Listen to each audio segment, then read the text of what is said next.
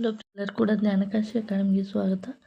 ಈ ಒಂದು ಕ್ಲಾಸ್ನಲ್ಲಿ 9ನೇ ತರಗತಿಯ ಅಧ್ಯಾಯ 6 ಅಂಗಾಂಶಗಳು ಈ ಒಂದು ಚಾಪ್ಟರ್ಗೆ ಸಂಬಂಧಿಸಿದ ಹಾಗೆ ನಾವು ಈ ಒಂದು ಕ್ಲಾಸ್ನಲ್ಲಿ ಡಿಸ್ಕಸ್ ಮಾಡ್ತಾ ಹೋಗೋಣ. ಹಿಂದಿನ ಒಂದು ಕ್ಲಾಸ್ನಲ್ಲಿ ಜೀವದ ಮೂಲ ಘಟಕ ಅಂದರೆ ಏನು, ಅದರಲ್ಲಿರುವಂತಹ ಕಣದಂಗಗಳು, ಕೋಶಭಿತ್ತಿ, ಕೋಶದ್ರವ್ಯ ಇದ್ರ ಬಗ್ಗೆ ಡೀಟೇಲ್ ಆಗಿ ತಿಳ್ಕೊಂಡಿದ್ದೀವಿ. ಈಗ ಅಂಗಾಂಶ ಅಂದರೆ ಏನು ಅಂತ ಸ್ಟಡಿ ಮಾಡ್ತಾ ಹೋಗೋಣ.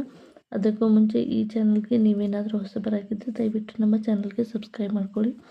9ನೇ ತರಗತಿ ವಿದ್ಯಾರ್ಥಿಗಳಿಗೆ GPSTR, PSTR, HSTR ಎಕ್ಸಾಮಿನೇಷನ್ಗೆ ತುಂಬಾ ಇಂಪಾರ್ಟೆಂಟ್ ಆಗಿರುವಂಥ ಒಂದು ಚಾಪ್ಟರ್ ಇದೆ. ಸೊ ಅದಕ್ಕಾಗಿ ಇದನ್ನು ಡಿಸ್ಕಸ್ ಮಾಡೋದು ತುಂಬಾ ಇಂಪಾರ್ಟೆಂಟ್. ಅಂಗಾಂಶಗಳು ಅಂತಂದರೆ ಏನು ಅಂತ ನೋಡೋದಾದರೆ ಇದರ ಒಂದು ಪರಿಚಯವನ್ನು ಮೊದಲಿಗೆ ತಿಳಿಸಬೇಕಾದ್ರೆ, ಸೊ ಏಕಕೋಶ ಜೀವಿಯಲ್ಲಿ ಅಂದರೆ ನಾವು ಅಮೀಬಾ ಅಂತ ನೋಡಿದ್ವಿ. ಏಕಕೋಶ ಜೀವಿಯಲ್ಲಿ ಅಮೀಬಾ ಅಂತಂದರೆ ಈ ಒಂದು ಜೀವಕೋಶ ಒಂದೇ ಒಂದು ಜೀವಕೋಶದಿಂದ ಮಾಡಲ್ಪಟ್ಟಿರುತ್ತೆ. ಆ ಜೀವಿ ಒಳಗೆ ನಡೆಯುವಂತಹ ಹಲವಾರು ಮೂಲಭೂತ ಕ್ರಿಯೆಗಳು ಅಂದರೆ ಚಲನೆ ಆಗಿರ್ಬೋದು, ಮತ್ತು ಆಹಾರ ಸೇವನೆ ಆಗಿರ್ಬೋದು, ಉಸಿರಾಟ ಆಗಿರ್ಬೋದು, ಅನಿಲಗಳ ಸೇವನೆ, ಉಸಿರಾಟ ವಿಸರ್ಜನೆ ಎಲ್ಲವೂ ಕೂಡ ಒಂದೇ ಒಂದು ಜೀವಕೋಶದಿಂದ ನಡೆಯೋದ್ರಿಂದ ಇದು ನಾವು ಏಕಕೋಶ ಜೀವಿಯಲ್ಲಿ ನಡೆಯುವಂತಹ ಕ್ರಿಯೆಗಳಂತ ಕರಿತೀವಿ. ಹಾಗಾದರೆ ಬಹುಕೋಶ ಜೀವಿಗಳಲ್ಲಿ ಲಕ್ಷಾಂತರ ಜೀವಕೋಶಗಳಿರ್ತವೆ. ಅಂದರೆ ಈಗ ಮನುಷ್ಯ ಬಂದಾಗ ಇಲ್ಲಿ ಹಲವಾರು ರೀತಿಯಾದ ಅಂಗಗಳಿರ್ತವೆ, ಹಲವಾರು ರೀತಿಯಾದ ಅಂಗಗಳು, ಹಲವಾರು ರೀತಿಯಾದ ಅಂಗಾಂಶಗಳಿರ್ತವೆ, ಹಲವಾರು ವಿವಿಧ ಆಕಾರದ ಶೆಲ್ಗಳನ್ನು ಇಲ್ಲಿ ಹೊಂದಿರ್ತವೆ. ಅಂದರೆ ಒಂದಕ್ಕಿಂತ ಹೆಚ್ಚು ಜೀವಕೋಶಗಳು ಒಂದು ಸಮೂಹಕ್ಕೆ ನಾವಿಲ್ಲಿ ಅಂಗಾಂಶ ಅಂಥೇಳಿ ಕರಿಬೋದು. ಇಲ್ಲಿ ಜೀವಕೋಶಗಳು ಒಂದು ನಿರ್ದಿಷ್ಟ ಕ್ರಿಯೆಯನ್ನು ಮಾತ್ರ ನಿರ್ವಹಿಸಬಲ್ಲದಾಗಿರೋದ್ರಿಂದ ಅವು ಬಹು ಸಮರ್ಥವಾಗಿ ಮಾಡುತ್ತವೆ. ಮನುಷ್ಯರಲ್ಲಿ ಸ್ನಾಯು ಜೀವಕೋಶಗಳಿರ್ತವೆ. ಇವುಗಳೇನಾಗ್ತವಪ್ಪ ಅಂದರೆ ಸಂಕೋಚನ ಆಗುವಂಥದ್ದು, ವಿಕಸನ, ಕಾಂಪ್ರೆಸ್ ಆಗುವಂಥದ್ದು, ರಿಲ್ಯಾಕ್ಸ್ ಆಗುವಂಥ ಕೆಲಸವನ್ನು ಮಾಡುತ್ತವೆ. ಇವು ಚಲನೆಗೆ ಕೂಡ ಏನು ಮಾಡ್ತವೆ, ಹೆಲ್ಪನ್ನು ಮಾಡ್ತವೆ. ಅಂದರೆ ಮನುಷ್ಯ ಚಲಿಸಲಿಕ್ಕೆ ಇದು ಸಹಾಯ ಮಾಡುತ್ತೆ. ಇಲ್ಲಿ ಅದೇ ರೀತಿಯಾದ ನರಕೋಶ ಅಂತ ಹೇಳಿ ಇನ್ನೊಂದು ಜೀವಕೋಶ ಇರುತ್ತೆ. ಇದರ ಕೆಲಸ ಏನಪ್ಪ ಅಂದರೆ ಸಂದೇಶಗಳನ್ನು ಒಯ್ಯುವಂಥದ್ದು. ಆಕ್ಸಿಜನ್, ಆಹಾರ, ಹಾರ್ಮೋನ್ಸ್ಗಳನ್ನು, ವ್ಯರ್ಥ ಪದಾರ್ಥಗಳನ್ನು ಸಾಗಿಸಲಿಕ್ಕೆ, ರಕ್ತದಲ್ಲಿ ಹರಿಲಿಕ್ಕೆ ಈ ನರಕೋಶಗಳು ಸಹಾಯ ಮಾಡುತ್ತೆ. ಹೀಗೆ ಮನುಷ್ಯರಲ್ಲಿ ಮಾನವನ ದೇಹವು ಬಹು ಕೋಶೀಯ ಜೀವಿ ಆಗಿರೋದ್ರಿಂದ ಇಲ್ಲಿ ಪ್ರತಿಯೊಂದು ಅಂಗಾಂಶವು ಪ್ರತಿಯೊಂದು ಕೋಶವು ಬೇರೆ ಬೇರೆಯಾದ ಕೆಲಸವನ್ನು ಮಾಡ್ತವೆ. ಅದೇ ರೀತಿಯಾಗಿ ಸಸ್ಯಗಳಲ್ಲಿ ಕೂಡ ವಿವಿಧ ರೀತಿಯಾದ ಅಂಗಾಂಶಗಳು ಬೇರೆ ಬೇರೆ ಇದ್ದಾವೆ. ಅವುಗಳಿಗೆ ಆಹಾರ ಮತ್ತು ನೀರು ಸಸ್ಯದ ಒಂದು ಭಾಗದಿಂದ ಇನ್ನೊಂದು ಭಾಗಗಳಿಗೆ ಸಾಗಿಸಲಿಕ್ಕೆ ಬೇರೆ ರೀತಿಯಾದ ಒಂದು ಕಾರ್ಯಾಂಗ ವ್ಯವಸ್ಥೆ ಇರುತ್ತೆ. ಇಲ್ಲಿ ದೇಹದಲ್ಲಿ ಒಂದೇ ಕಡೆ ಗುಂಪುಗೊಂಡಿರುವ ಅರ್ಥವೇನೆಂದರೆ, ದೇಹದ ಒಂದು ನಿರ್ದಿಷ್ಟ ಭಾಗದಲ್ಲಿರುವ ಗುಂಪು ಜೀವಕೋಶದಿಂದ ನಿರ್ದಿಷ್ಟ ಕಾರ್ಯವನ್ನು ಮಾಡುತ್ತದೆ. ಅಂಗಾಂಶ ಕರೆಯಲ್ಪಡುವ ಒಂದು ಗುಂಪು ಜೀವಕೋಶಗಳು ಒಂದೇ ಕಾರ್ಯವನ್ನು ಸಾಧ್ಯವಾದಷ್ಟು ಅತ್ಯುತ್ತಮವಾಗಿ ನಿರ್ವಹಿಸುವ ಮತ್ತು ದಕ್ಷತೆಯನ್ನು ಹೊಂದಿರುವಂತಹ ರಕ್ತ ಆಗಿರ್ಬೋದು, ಫ್ಲೋಯಮ್ ಆಗಿರ್ಬೋದು, ಸ್ನಾಯು ಎಲ್ಲವಿಗೂ ಕೂಡ ನಾವೇನಂತ ಕರಿತೀವಿ, ಅಂಗಾಂಶಗಳಂತೇಳಿ ಕರಿತೀವಿ. ಹಾಗಾದರೆ ಸಸ್ಯಗಳು ಮತ್ತು ಪ್ರಾಣಿಗಳು ಒಂದೇ ರೀತಿಯಾದ ಅಂಗಾಂಶಗಳಿಂದ ಉಂಟಾಗಿವೆ ಅಂತ ನಾವು ನೋಡೋದಾದರೆ, ಸಸ್ಯಗಳು ಮತ್ತು ಪ್ರಾಣಿಗಳು ನಾವು ಹೋಲಿಕೆ ಮಾಡಿ ನೋಡೋದಾದರೆ ಇಲ್ಲಿ ಬೇರೆ ಬೇರೆಯಾದ ರಚನೆಗಳನ್ನು ಹೊಂದಿರ್ತವೆ, ಬೇರೆ ಬೇರೆ ಕಾರ್ಯಗಳನ್ನು ಕೂಡ ಹೊಂದಿರ್ತವೆ.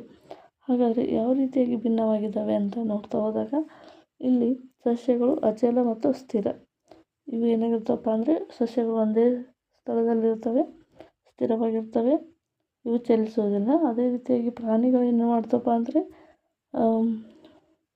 ಇವು ಚಲನೆಯನ್ನು ಹೊಂದಿರ್ತವೆ. ಸೊ ಸಸ್ಯಗಳ ಬಗ್ಗೆ ನಾವು ನೋಡೋದಾದರೆ ಇವು ಸ್ಥಿರವಾಗಿರ್ತವೆ, ಚಲಿಸುವುದಿಲ್ಲ, ನೇರವಾಗಿರಬೇಕಾಗಿರೋದ್ರಿಂದ ಇವು ಅಧಿಕ ಪ್ರಮಾಣದ ಪೋಷಕ ಅಂಗಾಂಶವನ್ನು ಹೊಂದಿರ್ತವೆ. ಪೋಷಕ ಅಂಗಾಂಶವು ಸಾಮಾನ್ಯವಾಗಿ ಮೃತ ಜೀವಕೋಶಗಳನ್ನು ಹೊಂದಿರ್ತವೆ. ಪೋಷಕ ಅಂಗಾಂಶವು ಸಾಮಾನ್ಯವಾಗಿ ಮೃತ ಜೀವಕೋಶಗಳನ್ನು ಹೊಂದಿರ್ತವೆ. ಅಂದರೆ ಸಸ್ಯಕ್ಕೆ ಒಂದು ಸದೃಢತೆ ಮತ್ತು ಆಧಾರವನ್ನು ಕೊಡಬೇಕಾದ್ರೆ ಇಲ್ಲಿ ಸತ್ತ ಅಂದರೆ ಡೆಡ್ ಸೆಲ್ಸ್ಗಳು ಇಲ್ಲಿ ಏನಾಗಿರ್ತವಪ್ಪ ಅಂದರೆ ಆಧಾರವನ್ನು ನೀಡ್ತವೆ. ಇನ್ನೊಂದು ಕಡೆ ಪ್ರಾಣಿಗಳು ಆಹಾರ, ಸಂಗಾತಿ ಮತ್ತು ಆಶ್ರಯವನ್ನು ಹುಡುಕುತ್ತಾ ಬೇರೆ ಬೇರೆ ಕಡೆಗೆ ಏನು ಮಾಡ್ತಾವಪ್ಪ, ಪ್ರಾಣಿಗಳು ಏನು ಮಾಡ್ತವೆ, ಚಲಿಸ್ತವೆ, ಹೆಚ್ಚು ಶಕ್ತಿಯನ್ನು ಬಳಸ್ತವೆ. ಬಹುತೇಕ ಇಲ್ಲಿ ಜೀವಂತ ಅಂಗಾಂಶಗಳನ್ನು ಹೊಂದಿರ್ತವೆ. ಸಸ್ಯ ಮತ್ತು ಪ್ರಾಣಿಗಳಲ್ಲಿ ಇರುವಂಥ ಇನ್ನೊಂದು ವ್ಯತ್ಯಾಸ ಏನಪ್ಪ ಅಂದರೆ ಬೆಳವಣಿಗೆಯ ರೀತಿ ಆಗಿರ್ಬೋದು. ಮತ್ತು ಸಸ್ಯಗಳಲ್ಲಿ ಬೆಳವಣಿಗೆಯು ಕೆಲವು ಭಾಗಗಳಿಗೆ ಸೀಮಿತವಾಗಿರುತ್ತೆ. ಅದೇ ಪ್ರಾಣಿಗಳಲ್ಲಿ ಅದು ಹೀಗಿರೋದಿಲ್ಲ. ಸಸ್ಯಗಳಲ್ಲಿ ಕೆಲವು ಅಂಗಾಂಶಗಳು ಜೀವಮಾನವಿಡೀ ಏನು ಮಾಡ್ತವೆ, ವಿಭಜನೆಯನ್ನು ಹೊಂದ್ತವೆ.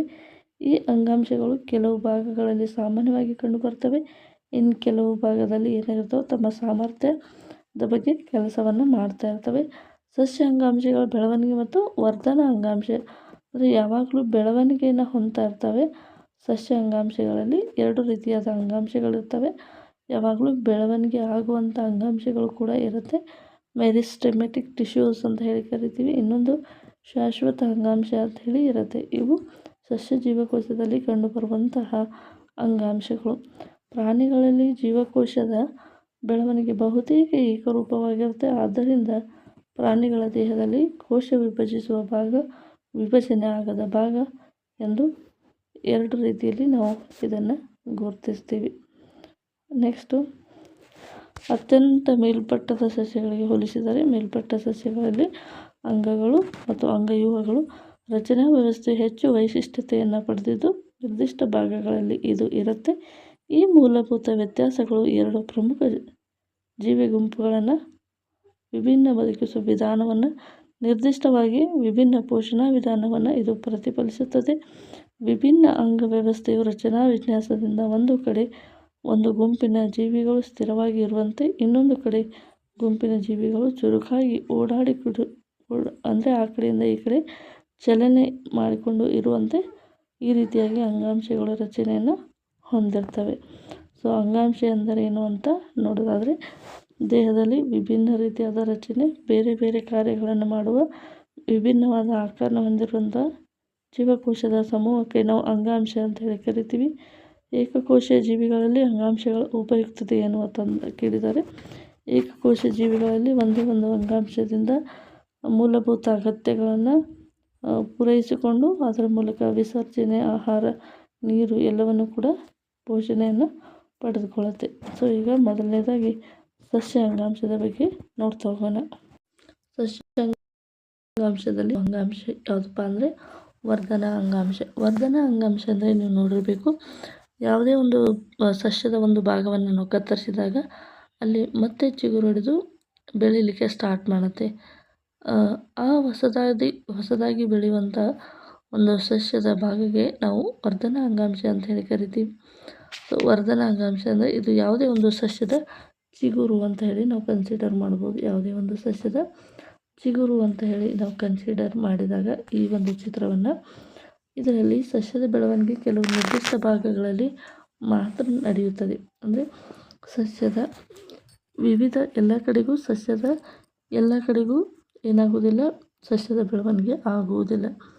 ಕೆಲವೊಂದು ನಿರ್ದಿಷ್ಟ ಭಾಗದಲ್ಲಿ ಮಾತ್ರ ಇಲ್ಲೇನಾಗುತ್ತೆ, ಸಸ್ಯದ ಬೆಳವಣಿಗೆ ಆಗುತ್ತೆ. ಯಾಕಪ್ಪ ಅಂದರೆ ವಿಭಜನೆ ಹೊಂದುವ ಅಂಗಾಂಶಗಳು ಮಾತ್ರ ಇಲ್ಲಿ ಬೆಳವಣಿಗೆ ಹೊಂದಲಿಕ್ಕೆ ಸಾಧ್ಯ ಆಗುತ್ತೆ. ಹಾಗಾಗಿ ವರ್ಧನಾ ಅಂಗಾಂಶ ಅಂತ ಹೇಳಿ ಕರಿತೀವಿ. ಅಂದರೆ ಸಸ್ಯದ ಬೆಳವಣಿಗೆ ಕೆಲವು ನಿರ್ದಿಷ್ಟ ಭಾಗಗಳಲ್ಲಿ ಮಾತ್ರ ನಡೆಯುತ್ತದೆ, ಏಕೆಂದರೆ ವಿಭಜನೆ ಹೊಂದುವ ಅಂಗಾಂಶಗಳು ಇವುಗಳನ್ನು ವರ್ಧನಾ ಅಂಗಾಂಶ ಅಂತ ಹೇಳಿ ಕರಿತೀವಿ. ಈ ಭಾಗಗಳಲ್ಲಿ ಮಾತ್ರ ಕಂಡುಬರುತ್ತವೆ. ವರ್ಧನಾ ಅಂಗಾಂಶಗಳನ್ನು ತುದಿ ವರ್ಧನಾ ಅಂಗಾಂಶ ಅಂದರೆ ಯಾವುದೇ ಒಂದು ಸಸ್ಯದ ತುದಿ ಭಾಗದಲ್ಲಿ, ಅಂದರೆ ಸಸ್ಯವನ್ನು ನಾವು ಯಾವುದಾದ್ರೂ ಒಂದು ಭಾಗವನ್ನು ಕಟ್ಟಿ ಮಾಡಿದಾಗ ಹೊಸದಾದ ಏನು ಚಿಗುರು ಹೊಡೆಯುತ್ತೆ ಅಥವಾ ಯಾವುದೇ ಒಂದು ಸಸ್ಯದ ಭಾಗದಲ್ಲಿ ಅತ್ಯಂತ ತುದಿ ಭಾಗದಲ್ಲಿ ಇರುವುದಕ್ಕೆ ನಾವು ತುದಿ ವರ್ಧನಾ ಅಂಗಾಂಶ ಅಂತ ಹೇಳಿ ಕರಿತೀವಿ. ಇದರಲ್ಲಿ 3 ಭಾಗಗಳಿದ್ದಾವೆ. ಒಂದು ತುದಿ ವರ್ಧನಾ ಅಂಗಾಂಶ ಅಥವಾ ಎಪಿಕಲ್ ಮೆರಿಸ್ಟೆಮ್ ಅಂತ ಕರಿತೀವಿ. ಪಾರ್ಶ್ವವರ್ಧನಾ ಅಂಗಾಂಶ ಅಂದರೆ ಈ ಒಂದು ಸಸ್ಯದ ಒಳಭಾಗದಲ್ಲಿ ನಡೆಯುವಂಥ ಒಂದು ಜೀವಕೋಶದ ವಿಭಜನೆಗೆ ಪಾರ್ಶ್ವವರ್ಧನಾ ಅಂಗಾಂಶ ಅಂತ ಕರಿತೀವಿ. ಮಧ್ಯಭಾಗದಲ್ಲಿ ಇರುವಂಥದ್ದಕ್ಕೆ ಅಂತರ್ಗಿನ್ನು ವರ್ಧನ ಅಂತೇಳಿ ಕರಿತೀವಿ.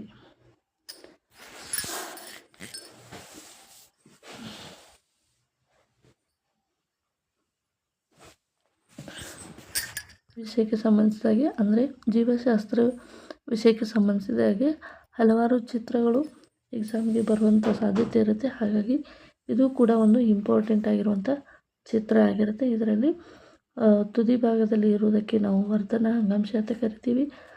ಮಧ್ಯಭಾಗದಲ್ಲಿ ಇರುವುದಕ್ಕೆ ಅಂತರ್ಗಿನ್ನು ವರ್ಧನ ಅಂತ ಹೇಳಿ ಕರಿತೀವಿ.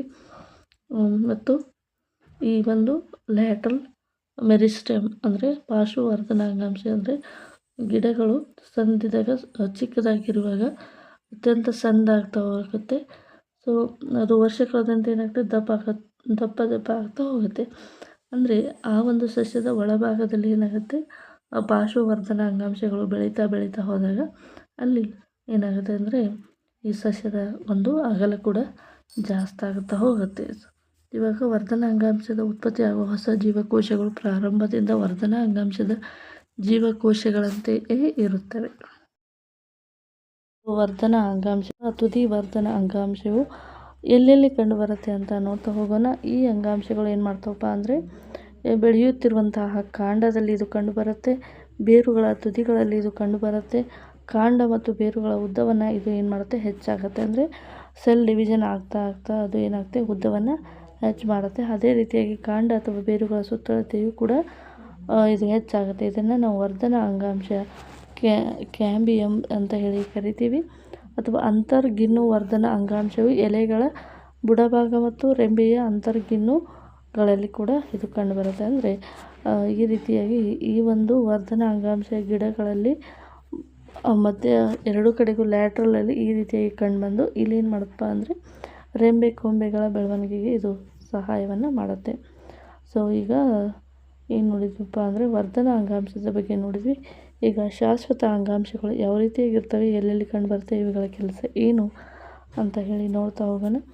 ವರ್ಧನ ಅಂಗಾಂಶದಿಂದ ಉಂಟಾಗುವ ಜೀವಕೋಶಗಳು ಏನಾಗುತ್ತೆ. ಮೊದಲಿಗೆ ಯಾವುದೇ ಒಂದು ಸಸ್ಯ ಬೆಳಿಬೇಕಾದ್ರೆ ಆ ಒಂದು ಸಸ್ಯದಲ್ಲಿ ವರ್ಧನ ಅಂಗಾಂಶ ಇರಲೇಬೇಕಾಗುತ್ತೆ.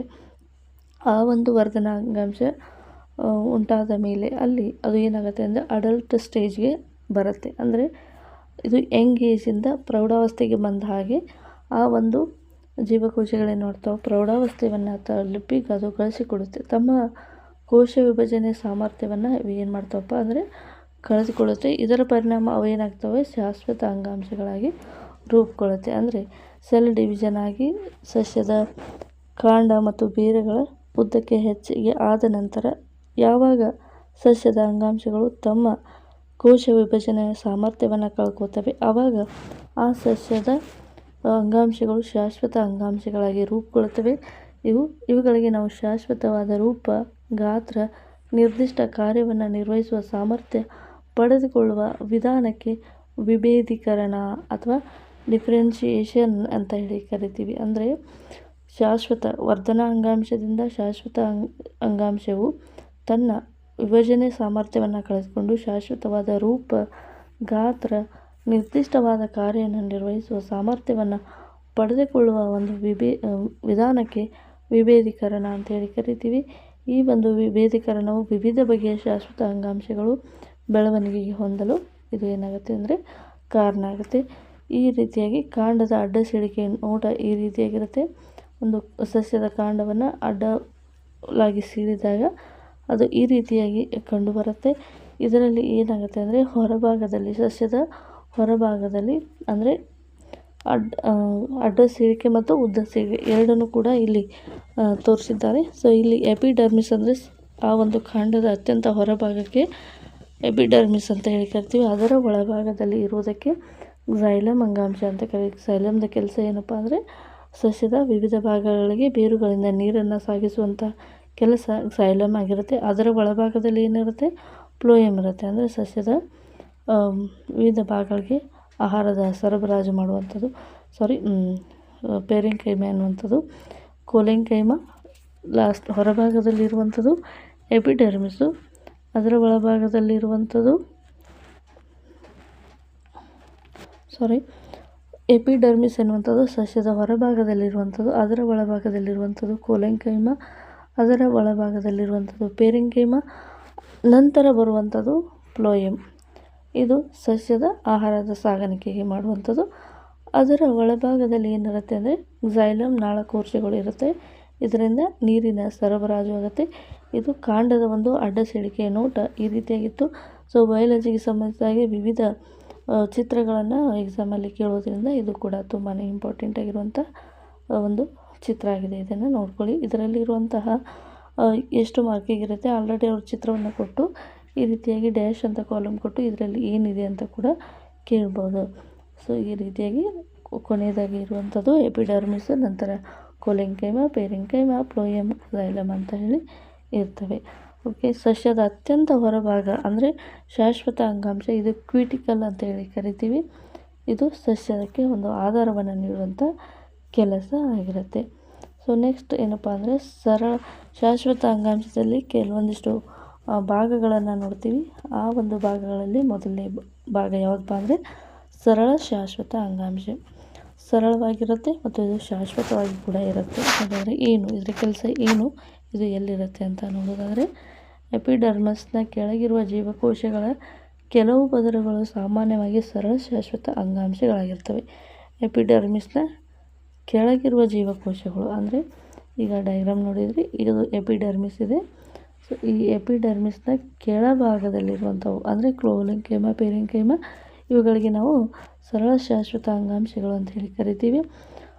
ಇದರಲ್ಲಿ ಪೇರೆಂಕೈಮ ಅತ್ಯಂತ ಸರಳ ಶಾಶ್ವತ ಅಂಗಾಂಶವಾಗಿದೆ. ಇದು ತೆಳುವಾದ ಕೋಶಭಿತ್ತಿಯನ್ನು ಹೊಂದಿರುವ ಯಾವುದೇ ಒಂದು ವಿಶೇಷವಲ್ಲದ ಜೀವಕೋಶವನ್ನು ಇದು ಹೊಂದಿದೆ. ಇದು ಜೀವಂತ ಜೀವಕೋಶಗಳಾಗಿದ್ದು ಸಡಿಲವಾಗಿ ಜೋಡಣೆಗೊಂಡಿರುತ್ತವೆ. ಹೀಗಾಗಿ ಜೀವಕೋಶಗಳ ನಡುವೆ ದೊಡ್ಡದಾದ ಖಾಲಿ ಜಾಗಗಳು ಕಂಡುಬರುತ್ತವೆ. ಸಾಮಾನ್ಯವಾಗಿ ಇವು ಆಹಾರವನ್ನು ಸಂಗ್ರಹಣೆ ಮಾಡುತ್ತೆ. ಈ ಒಂದು ಸಂದರ್ಭದಲ್ಲಿ ಇದು ಪತ್ರಹರಿತನ್ನು ಕೂಡ ಹೊಂದಿರುತ್ತೆ. ಇದು ದ್ಯುತಿ ಸಂಶ್ಲೇಷಣ ಕ್ರಿಯೆಯನ್ನು ನಡೆಸುತ್ತೆ. ಈ ರೀತಿಯಾಗಿ ಪೇರೆಂಕೈಮ ಜೀವಕೋಶಗಳು ಪೇರೆಂಕೈಮ ಜೀವಕೋಶಗಳನ್ನು ಕ್ಲೋರೆಂಕೈಮ ಅಂತ ಕೂಡ ಕರೀತಾರೆ. ಇವು ಜಲಸಸ್ಯಗಳಿರುವ ಪೇರೆಂಕೈಮ ಅಂಗಾಂಶಗಳಲ್ಲಿ ಗಾಳಿ ತುಂಬಿರುವ ದೊಡ್ಡ ಅವಕಾಶಗಳಲ್ಲಿ ಇದು ಕಂಡುಬರುತ್ತೆ. ಈ ಸಸ್ಯಗಳನ್ನು ತೇಲಲು ಸಹಾಯ ಮಾಡುತ್ತೆ. ಅಂತಹ ಪೇರೆಂಕೈಮ ಅಂಗಾಂಶವನ್ನು ನಾವು ಏರೆಂಕೈಮ ಅಂತ ಹೇಳಿ ಕರಿತೀವಿ. ಸೊ ಸಸ್ಯದ ಒಂದು ಭಾಗವನ್ನು ಕತ್ತರಿಸಿ ನೀರಿನಲ್ಲಿ ಎಸೆದಾಗ ಅದು ನೀರಿನಲ್ಲಿ ತೇಲುತ್ತೆ, ಯಾವ ಕಾರಣಕ್ಕೆ ಅಂತ ಕೂಡ ಕೇಳ್ತಾರೆ. ಸೊ ಇಲ್ಲಿ ಕಂಡುಬರುವಂಥ ಸರಳ ಶಾಶ್ವತ ಅಂಗಾಂಶದಲ್ಲಿ ಕಂಡುಬರುವಂಥ ಒಂದು ಏರೆಂಕೈಮ ಎನ್ನುವಂಥ ಜೀವಕೋಶ ಇದಕ್ಕೆ ಕಾರಣವಾಗುತ್ತೆ. ಇದರಲ್ಲಿ ಏನಾಗಿರುತ್ತೆ ಅಂದರೆ ಗಾಳಿ ತುಂಬಿರುವ ದೊಡ್ಡ ಅವಕಾಶವನ್ನು ಹೊಂದಿರುವಂತಹ ಅವಕಾಶಕ್ಕೆ ನಾವು ಏರೆಂಕೈಮ ಅಂತ ಕರಿತೀವಿ. ಈ ಒಂದು ಕಾರಣದಿಂದ ಏನಾಗುತ್ತೆ ಅಂದರೆ ಸಸ್ಯಗಳು ನೀರಿನಲ್ಲಿ ತೇಲ್ತವೆ ಅಂತ ಹೇಳಿ ನಾವು ಹೇಳ್ಬೋದು. ಹಾಗಾಗಿ ಸರಳ ಶಾಶ್ವತ ಅಂಗಾಂಶಗಳು ಕ್ಲೋರೆಂಕೈಮ, ಪೇರೆಂಕೈಮ, ಏರೆಂಕೈಮ ಅಂತ ಹೇಳಿ ಕರಿತೀವಿ. ಸೊ ಇದರಲ್ಲಿ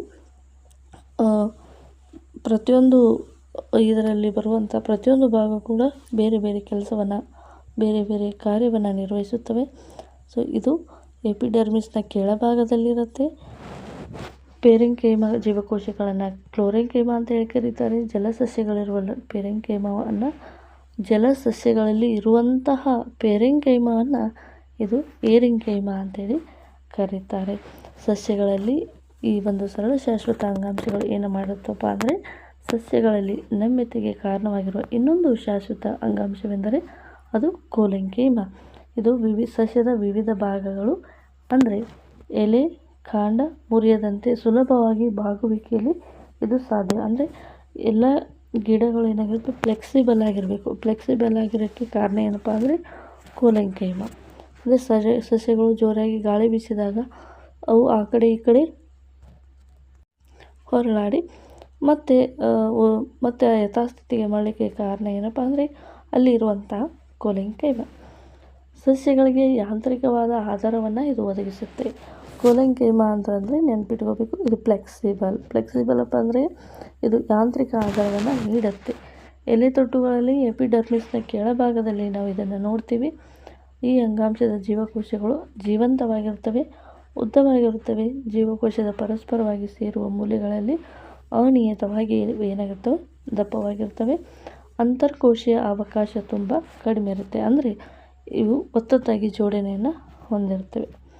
ಸೊ ಇವುಗಳಿಗೆ ನಾವು ಇಲ್ಲಿ ಪ್ರತಿಯೊಂದು ಚಿತ್ರವನ್ನು ಕೊಟ್ಟಿದ್ದಾರೆ. ಮೊದಲನೇದು ಪೇರೆಂಕೈಮ, ಎರಡನೇದು ಕೋಲೆಂಕೈಮ, 3 ಸ್ಕ್ಲೆರೆಂಕೈಮದ ಅಡ್ಡ ಸೀಳಿಕೆ ಮತ್ತು ಹೋದ ಸೀಳಿಕೆಯ ನೋಟ ಈ ರೀತಿಯಾಗಿದೆ. ಸೊ ಇದು ಪೇರೆಂಕೈಮ. ಪೇರೆಂಕೈಮದಲ್ಲಿ ಈ ರೀತಿಯಾಗಿದೆ. ಇದು ಕ್ಲೋರೆಂಕೈಮ. ಇದು ಮಂದವಾದ ಗೋಡೆಗಳನ್ನು ಹೊಂದಿರುತ್ತೆ, ನ್ಯೂಕ್ಲಿಯಸನ್ನು ಹೊಂದಿರುತ್ತೆ, ರಸದಾನಿ, ಕೋಶಭಿತ್ತಿ ಎಲ್ಲವನ್ನು ಕೂಡ ಕ್ಲೋರೆಂಕೈಮ ಹೊಂದಿರುತ್ತೆ. ಈಗ ಇಲ್ಲಿ ಪೇರೆಂಕೈಮದಲ್ಲಿ ನೋಡ್ತಾ ಇದ್ದೀರಾ, ಮಧ್ಯಭಾಗದ ಸ್ವಲ್ಪ ಗಾಳಿಯ ಸ್ಥಳಾವಕಾಶ ಇರುವುದನ್ನು. ಈ ಸ್ಥಳಾವಕಾಶ ಈ ರೀತಿಯಾಗಿ ಸಸ್ಯಗಳಲ್ಲಿ ಇರೋದರಿಂದ ಸಸ್ಯಗಳು ನೀರಿನಲ್ಲಿ ತೇಲುವಂಥದ್ದು.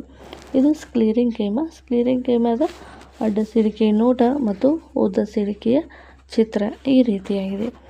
ಸೊ ಇನ್ನೊಂದು ವಿಧದ ಶಾಶ್ವತ ಅಂಗಾಂಶ ಅಂದರೆ ಅದು ಸ್ಕ್ಲೀರೆಂಕೈಮ. ಸ್ಕ್ಲೀರೆಂಕೈಮ ಅಂತಂದರೆ ಏನು?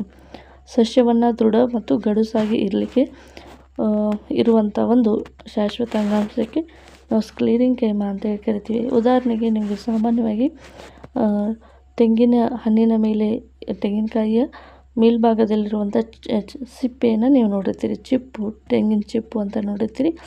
ಆ ಚಿಪ್ಪಿನ ಮೇಲೆ ಇರುವಂಥ ಒಂದು ಸಸ್ಯದ ದೃಢ ಮತ್ತು ಗಡುಸಾದ ಭಾಗ ಏನಿರುತ್ತೆ ಅದಕ್ಕೆ ನಾವು ಸ್ಕ್ಲೀರೆಂಕೈಮ. ಅಥವಾ ಯಾವುದಾದ್ರೂ ಒಂದು ಬೀಜದ ಬೀಜ ಏನಿರುತ್ತೆ, ಉದಾಹರಣೆಗೆ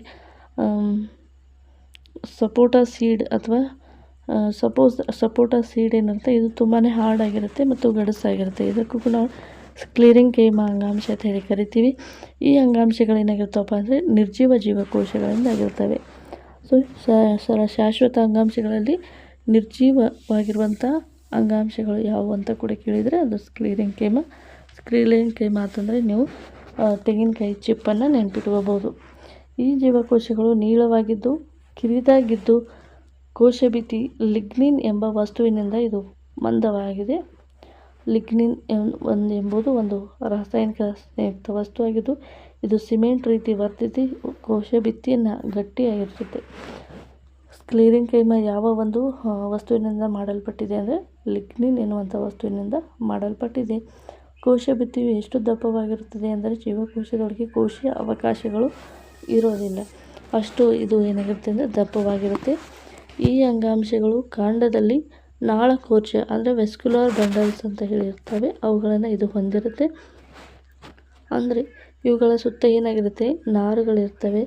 ಎಲೆಗಳ ನಾರುಗಳಲ್ಲಿ ಬೀಜಗಳು ಮತ್ತು ಕಾಯಿಗಳ ಗಟ್ಟಿಯಾದ ಕವಚಗಳಲ್ಲಿ ಇದು ಕಂಡುಬರುತ್ತೆ.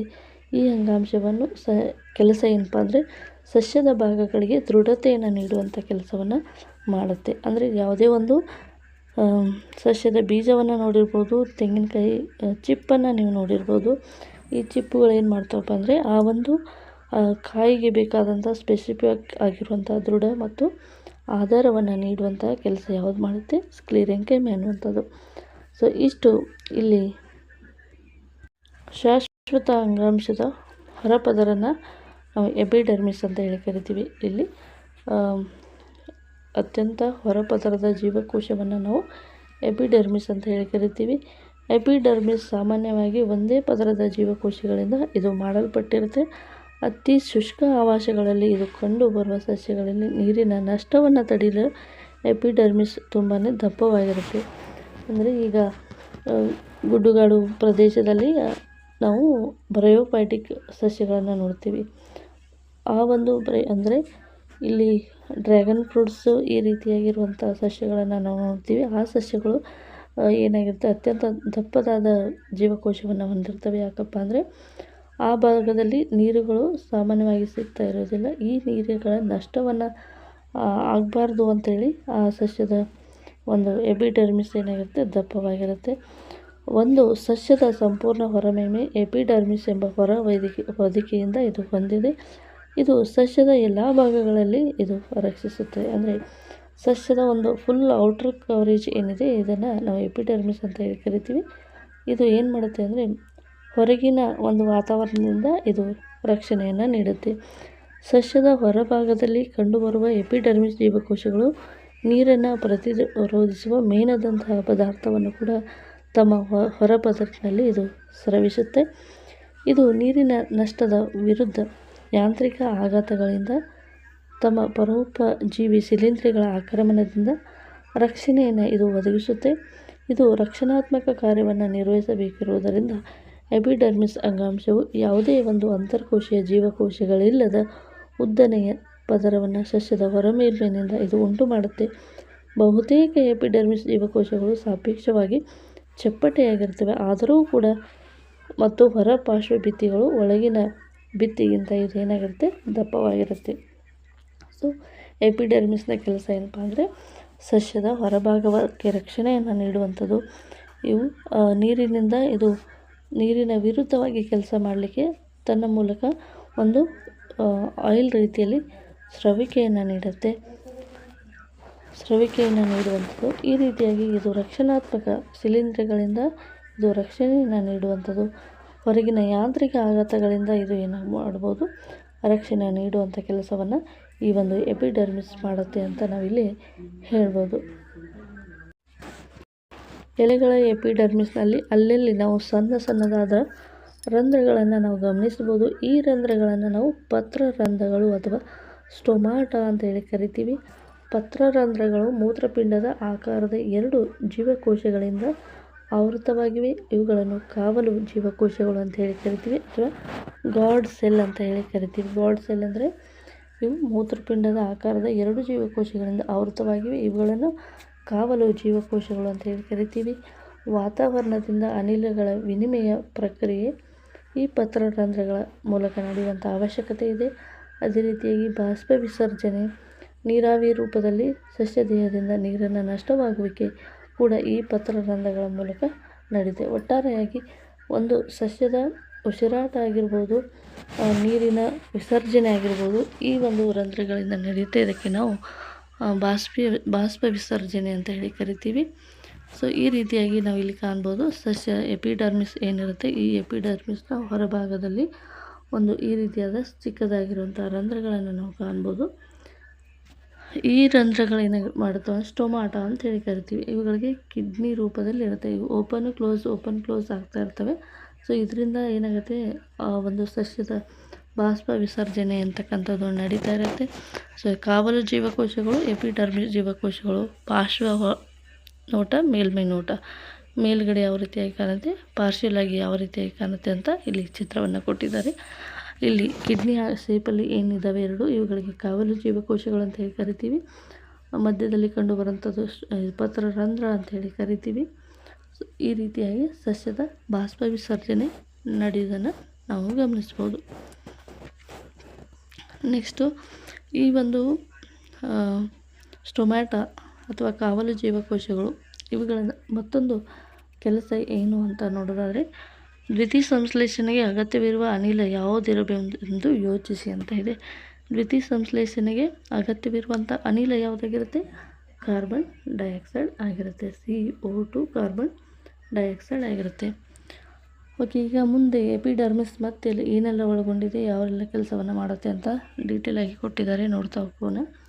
ನೀರನ್ನು ಹೀರಿಕೊಳ್ಳುವ ಕಾರ್ಯವೇ ಪ್ರಧಾನವಾಗಿರುವ ಬೇರಿನ ಎಪಿಡರ್ಮಿಸ್ನ ಜೀವಕೋಶಗಳು ಸಾಮಾನ್ಯವಾಗಿ ಉದ್ದನೆಯ ಕೂದಲಿನಂಥ ರಚನೆಯನ್ನು ಹೊಂದಿರುತ್ತವೆ. ಇವುಗಳು ನೀರನ್ನು ಹೀರುವ ಮೇಲ್ಮೈ ಪ್ರದೇಶವನ್ನು ಬಹಳಷ್ಟು ಹೆಚ್ಚಿಸುತ್ತವೆ. ಅಂದರೆ ನೀರನ್ನು ಹೀರಿಕೊಳ್ಳುವಂಥದ್ದು ಬೇರಿನ ಎಪಿಡರ್ಮಿಸ್. ಅಂದರೆ ಎಪಿಡರ್ಮಿಸ್ ಎಲ್ಲಿರುತ್ತೆ ಅಂದರೆ, ಒಂದು ಸಸ್ಯದ ಬೇರಿನ ತುದಿಯಿಂದ ಸಸ್ಯದ ಅತ್ಯಂತ ಮೇಲ್ಭಾಗದಲ್ಲಿರುವಂಥ ಎಲ್ಲ ತುದಿಗಳು ಕೂಡ ಎಪಿಡರ್ಮಿಸ್ ಇರ್ತಕ್ಕಂಥದ್ದು. ಬೇರಿನ ಎಪಿಡರ್ಮಿಸ್ನ ಕೆಲಸ ಏನಪ್ಪ ಅಂದರೆ ನೀರನ್ನು ಹೀರಿಕೊಳ್ಳುವಂಥ ಕೆಲಸ ಆಗಿರುತ್ತೆ. ಕೆಲವು ಮರುಭೂಮಿಯ ಸಸ್ಯಗಳಲ್ಲಿ ಎಪಿಡರ್ಮಿಸ್ನ ಹೊರಪದರವು ಕ್ವಿಟಿನ್ ಅಂದರೆ ನೀರನ್ನು ಪ್ರತಿರೋಧಿಸುವ ಗುಣವುಳ್ಳ ರಾಸಾಯನಿಕ ವಸ್ತು. ಮರುಭೂಮಿಯ ಸಸ್ಯಗಳಲ್ಲಿ ಕಂಡುಬರುವಂಥ ಎಪಿಡರ್ಮಿಸ್ನಲ್ಲಿ ಕಂಡುಬರುವಂತಹ ನೀರನ್ನು ಪ್ರತಿರೋಧಿಸುವ ರಾಸಾಯನಿಕ ವಸ್ತುವಿನ ಹೆಸರು ಏನಂತ ಕೂಡ ಕೇಳ್ಬೋದು. ಇದು ಕ್ವಿಟಿನ್ ಅಂತ ಹೇಳಿ ಹೇಳ್ಬೋದು.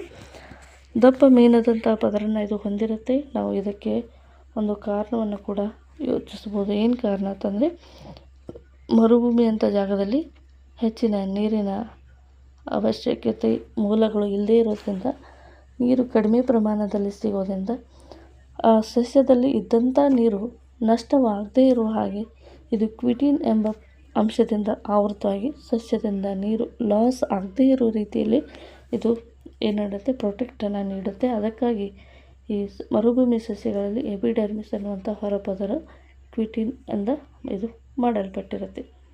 ನೆಕ್ಸ್ಟು, ಮರದ ಕೊಂಬೆಯೊಂದರ ಹೊರಪದರವು ಎಳೆಯ ಆಕಾರದ ಹೊರ ಪದರದಿಂದ ಇದು ಭಿನ್ನವಾಗಿರುತ್ತೆ. ಸಸ್ಯಗಳು ಬೆಳೆದು ಪ್ರೌಢಾವಸ್ಥೆಯಾಗುತ್ತಿದ್ದಂತೆ ಹೊರಗಿನ ರಕ್ಷಣಾತ್ಮಕ ಅಂಗಾಂಶವು ಕೆಲವು ಬದಲಾವಣೆಗೆ ಒಳಪಡುತ್ತವೆ. ಇದು ದ್ವಿತೀಯಕ ವರ್ಧನ ಅಂಗಾಂಶ ಅಂತೇಳಿ ಕರಿತೀವಿ. ಇಲ್ಲಿ ಹಲವಾರು ಪದರಗಳುಳ್ಳ ದಪ್ಪವಾದ ಮರದ ತೊಗಟೆಯನ್ನು ನಾವು ಉಂಟು ಮಾಡುತ್ತವೆ. ಈ ತೊಗಟೆಯ ಜೀವಕೋಶಗಳು ನಿರ್ಜೀವವಾಗಿದ್ದು ಯಾವುದೇ ಒಂದು ಅಂತರ್ಕೋಶೀಯ ಅವಕಾಶಗಳಿಲ್ಲದಂತೆ ಒತ್ತೊತ್ತಾಗಿ ಜೋಡಣೆಗೊಂಡಿರುತ್ತವೆ. ಈ ತೊಗಟೆಯ ಪದರಗಳಲ್ಲಿ ಸುಬೇರಿನ್ ಎಂಬ ಕಾಂಡದಲ್ಲಿರುವ ವಸ್ತು ಕೂಡ ಇದ್ದು ಇದು ಕಾಂಡದೊಳಗಿನ ಗಾಳಿ ನೀರು ಪ್ರವೇಶಿಸದಂತೆ ಇದು ತಡೆಯುತ್ತೆ. ಅಂದರೆ ಕಾಂಡದೊಳಗೆ ನೀರು ವಸ್ತು ಯಾವುದೇ ಪ್ರವೇಶಿಸದಂತೆ ತಡೆಗಟ್ಟುವ ಕಾಂಡದ ಪದರ ವಸ್ತು ಯಾವುದಪ್ಪ ಅಂತ ಸುಬೇರಿನ್ ಅಂತ ಹೇಳಿ ಇರುತ್ತೆ. ಇದು ಒಂದು ರಕ್ಷಣಾ ಅಂಗಾಂಶ ಆಗಿರುತ್ತೆ. ಸಸ್ಯಗಳು ಅಂದರೆ ಈ ವರ್ಷ ಸಸ್ಯಗಳು ಏನು ಮಾಡ್ತಾವಪ್ಪ ಅಂದರೆ ಬೆಳವಣಿಗೆಯನ್ನು ಹೊಂದ್ತವೆ. ಅವು ಬಂದು ಏನಾಗ್ತವೆ, ಪ್ರೌಢಾವಸ್ಥೆಗೆ ತಲುಪ್ತವೆ. ಪ್ರೌಢಾವಸ್ಥೆಗೆ ತಲುಪಿ ಹೊರಗಿನ ರಕ್ಷಣಾತ್ಮಕ ಅಂಗಾಂಶವು ಕೆಲವು ಬದಲಾವಣೆಗೆ ಇದು ಏನಾಗುತ್ತೆ, ಒಳಪಡುತ್ತೆ. ಬದಲಾವಣೆಗೆ ಒಳಪಟ್ಟು ಅದು ಶಾಶ್ವತವಾಗಿ ಬಿಡುತ್ತೆ.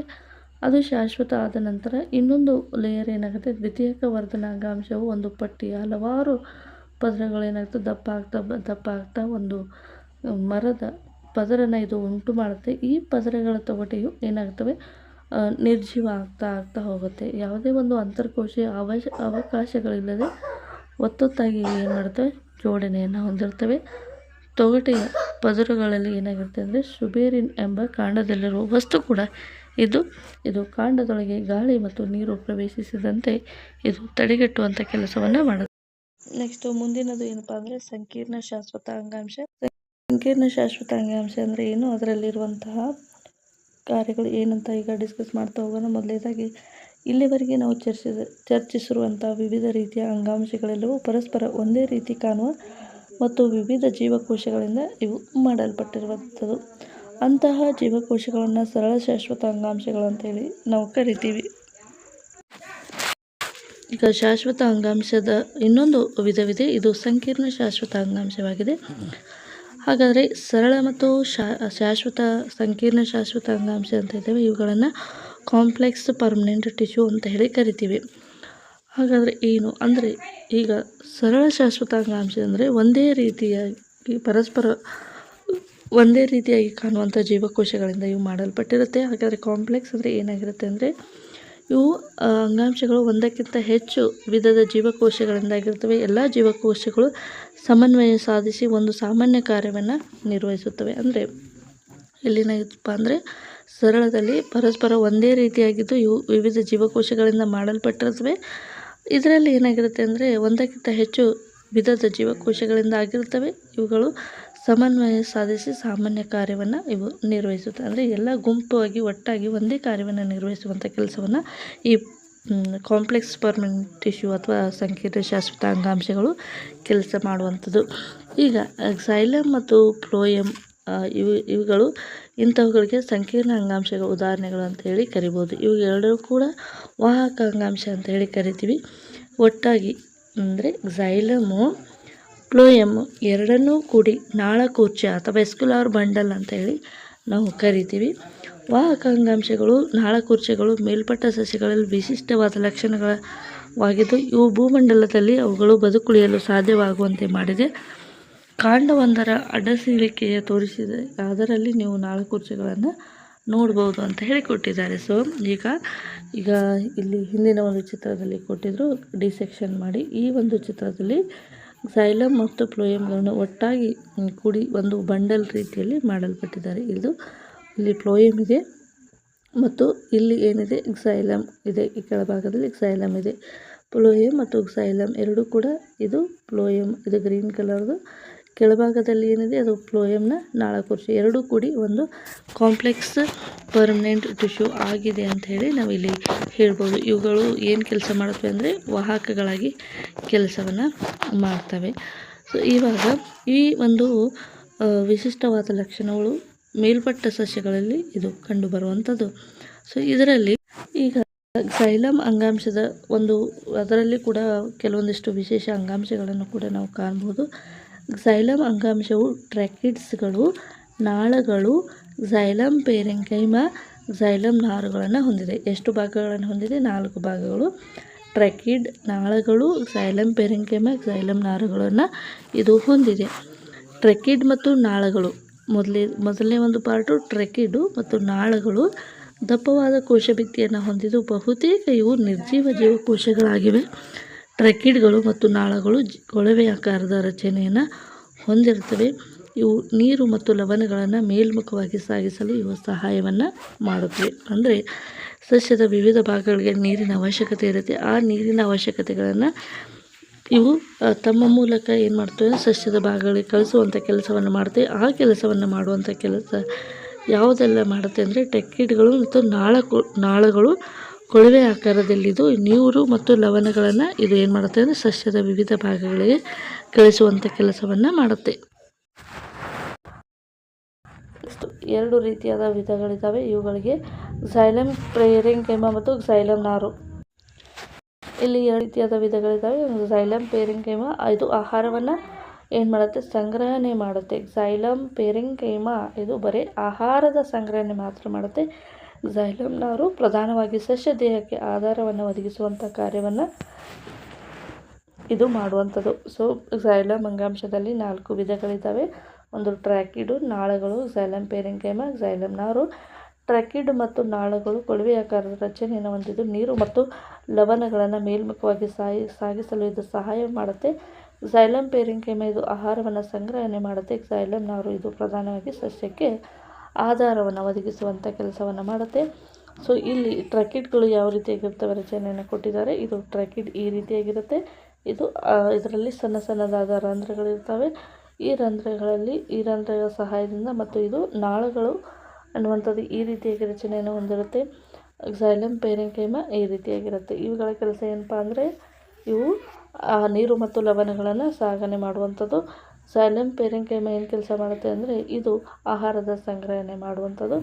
ಇವು ಕೆಲಸಗಳು. ಇದು ಒಂದು ಫ್ಲೋಯಮ್ನ ಒಂದು ಅಡ್ಡ ಸಿರಿಕೆ ನೋಟವನ್ನು ತೋರಿಸಿದ್ದಾರೆ. ಫ್ಲೋಯಮ್ ಎಂತಕ್ಕಂಥದ್ದು. ಫ್ಲೋಯಮ್ನಲ್ಲಿ ಕೂಡ ಮುಖ್ಯವಾಗಿ 4 ವಿಧಗಳಿರುವಂಥದ್ದನ್ನು ನಾವು ಕಾಣ್ತೀವಿ. ಫ್ಲೋಯಮ್ನಲ್ಲಿ ಕೂಡ 4 ವಿಧಗಳು. ಇವುಗಳಿಗೆ ಜರಡಿ ಕೋಶಗಳು, ಸಂಗಾತಿ ಕೋಶಗಳು, ಫ್ಲೋಯಮ್ ನಾರುಗಳು ಮತ್ತು ಫ್ಲೋಯಮ್ ಪೆರೆನ್ಕೈಮಾ ಅಂತ ಹೇಳಿ 4 ವಿಧಗಳಿದ್ದಾವೆ. ಕ್ಸೈಲಮಲ್ಲಿ ಕೂಡ 4 ವಿಧ, ಫ್ಲೋಯಮಲ್ಲಿ ಕೂಡ 4 ವಿಧಗಳಿದ್ದಾವೆ. ಅದರಲ್ಲಿ ಮೊದಲನೇದು ಒಂದು ಜರಡಿ ಕೋಶಗಳು, ಸಂಗಾತಿ ಕೋಶಗಳು, ಫ್ಲೋಯಮ್ ನಾರುಗಳು ಮತ್ತು ಫ್ಲೋಯಮ್ ಪೆರೆನ್ಕೈಮಾ ಅಂತ. ಹಾಗಾದರೆ ಇವುಗಳ ಕೆಲಸ ಏನು ಅಂತ ನೋಡೋದಾದರೆ ಜರಡಿ ನಾಳಗಳು ಕೊಳವೆ ಆಕಾರದ ಜೀವಕೋಶಗಳಾಗಿದ್ದು ಇವುಗಳ ರಂಧ್ರಗಳ ಭಿತ್ತಿಗಳನ್ನು ಇವು ಹೊಂದಿರುತ್ತೆ. ಫ್ಲೋಯಮ್ ಎಲೆಗಳಿಂದ ಆಹಾರವನ್ನು ಸಸ್ಯದ ವಿವಿಧ ಭಾಗಗಳಿಗೆ ಇದು ಸಾಗಣೆ ಮಾಡುವಂಥದ್ದು. ಫ್ಲೋಯಮ್ ನಾರುಗಳನ್ನು ಹೊರತುಪಡಿಸಿ ಉಳಿದೆಲ್ಲ ಫ್ಲೋಯಮ್ ಜೀವಕೋಶಗಳು ಜೀವಂತ ಜೀವಕೋಶಗಳಾಗಿರ್ತವೆ. ಫ್ಲೋಯಮ್ ನಾರನ್ನು ಒಂದು ಹೊರತುಪಡಿಸಿ, ಅಂದರೆ ಜರಡಿ ಜೀವಕೋಶಗಳು ಜೀವಂತ ಜೀವಕೋಶಗಳು, ಸಂಗಾತಿ ಜೀವಕೋಶಗಳು ಕೂಡ ಏನಾಗಿರ್ತವೆ, ಇವು ಜೀವಂತ ಜೀವಕೋಶಗಳು. ಫ್ಲೋಯಮ್ ಪೆರೆನ್ಕೈಮಾ ಕೂಡ ಜೀವಂತ. ಅದರಲ್ಲಿ ಫ್ಲೋಯಮ್ ನಾರು ಎಂತಕ್ಕಂಥದ್ದು ಇದು ನಿರ್ಜೀವ ಜೀವಕೋಶವನ್ನು ಹೊಂದಿದೆ. ಇದು 4 ರೀತಿಯಾದ ಫ್ಲೋಯಮ್ ವಿಧಗಳು ಮತ್ತು ವಿವಿಧ ಕಾರ್ಯಗಳನ್ನು ಯಾವ ರೀತಿಯಾಗಿ ಮಾಡ್ತವೆ ಅಂತ ನೋಡಿದ್ರಿ. ಸೊ ಈಗ ಬಯಾಲಜಿ ಅಂತ ಬಂದಾಗ ಅಲ್ಲಿ ಇಂಪಾರ್ಟೆಂಟ್ ಚಿತ್ರಗಳನ್ನು ನಾವು ಎಕ್ಸಾಮ್ನಲ್ಲಿ ಕೇಳಿರೋದನ್ನು ಗಮನಿಸಿರ್ತೀವಿ. ಅದರಲ್ಲಿ ಈ ಫ್ಲೋಯಮನ್ನು ಕೂಡ ಸುಮಾರು ಸಾರಿ ಎಕ್ಸಾಮ್ನಲ್ಲಿ ಕೇಳಿದ್ದಾರೆ. ಹಾಗಾಗಿ ಇದು ಕೂಡ ತುಂಬಾ ಇಂಪಾರ್ಟೆಂಟ್ ಆಗಿರುವಂಥದ್ದು. ಸೊ ಈ ರೀತಿಯಾಗಿ ಇರುತ್ತೆ. ಸೊ ಮೊದಲನೇದಾಗಿ ಇಲ್ಲಿ ನಾವು ಕಂಡು ಬರ್ತಾ ಇದ್ದೀವಿ ಜರಡಿ ತಟ್ಟೆಗಳು ಈ ರೀತಿಯಾಗಿರ್ತವೆ. ಇದು ಜರಡಿ ನಾಳಗಳು ಈ ರೀತಿಯಾಗಿರ್ತವೆ. ಫ್ಲೋಯಮ್ ಪೆರೆನ್ಕೈಮಾ ಇದು ಸಂಗಾತಿ ಜೀವಕೋಶಗಳು ಅಂತಂದರೆ ಒಂದಕ್ಕೊಂದು ಅಟ್ಯಾಚ್ ಆಗಿ ಇರೋದಕ್ಕೆ ಇವುಗಳಿಗೆ ಸಂಗಾತಿ ಜೀವಕೋಶಗಳು ಅಂತೇಳಿ ಕರೀತಾರೆ. ಇಷ್ಟು ಫ್ಲೋಯಮ್ನ ವಿಧಗಳು. ಸೊ ಈಗ ಪ್ರಶ್ನೆಗಳು ಈ ರೀತಿಯಾಗಿದ್ದಾವೆ. ಸರಳ ಅಂಗಾಂಶದ ವಿಧಗಳನ್ನು ಹೆಸರಿಸಿ.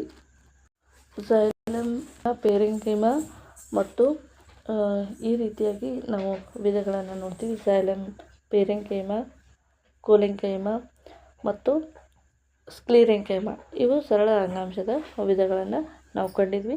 ತುದಿ ವರ್ಧನ ಅಂಗಾಂಶ ಎಲ್ಲಿ ಕಂಡುಬರುತ್ತೆ ಅಂದರೆ ತುದಿ ಅಂಗಾಂಶವು ಇವು ಬೇರಿನ ತುದಿಯಲ್ಲಿ ಮತ್ತು ಸಸ್ಯದ ಹೊಸ ಚಿಗುರಿನ ತುದಿಯಲ್ಲಿ ತುದಿ ವರ್ಧನ ಅಂಗಾಂಶ ಕಂಡುಬರುವಂಥದ್ದು. ತೆಂಗಿನಕಾಯಿ ಸಿಪ್ಪೆಯಲ್ಲಿ ಯಾವ ಅಂಗಾಂಶವು ಉಂಟಾಗುತ್ತೆ? ತೆಂಗಿನಕಾಯಿ ಸಿಪ್ಪೆಯಲ್ಲಿ ಸ್ಕ್ಲೆರೆನ್ಕೈಮಾ ಅಂಗಾಂಶಗಳಿರ್ತವೆ.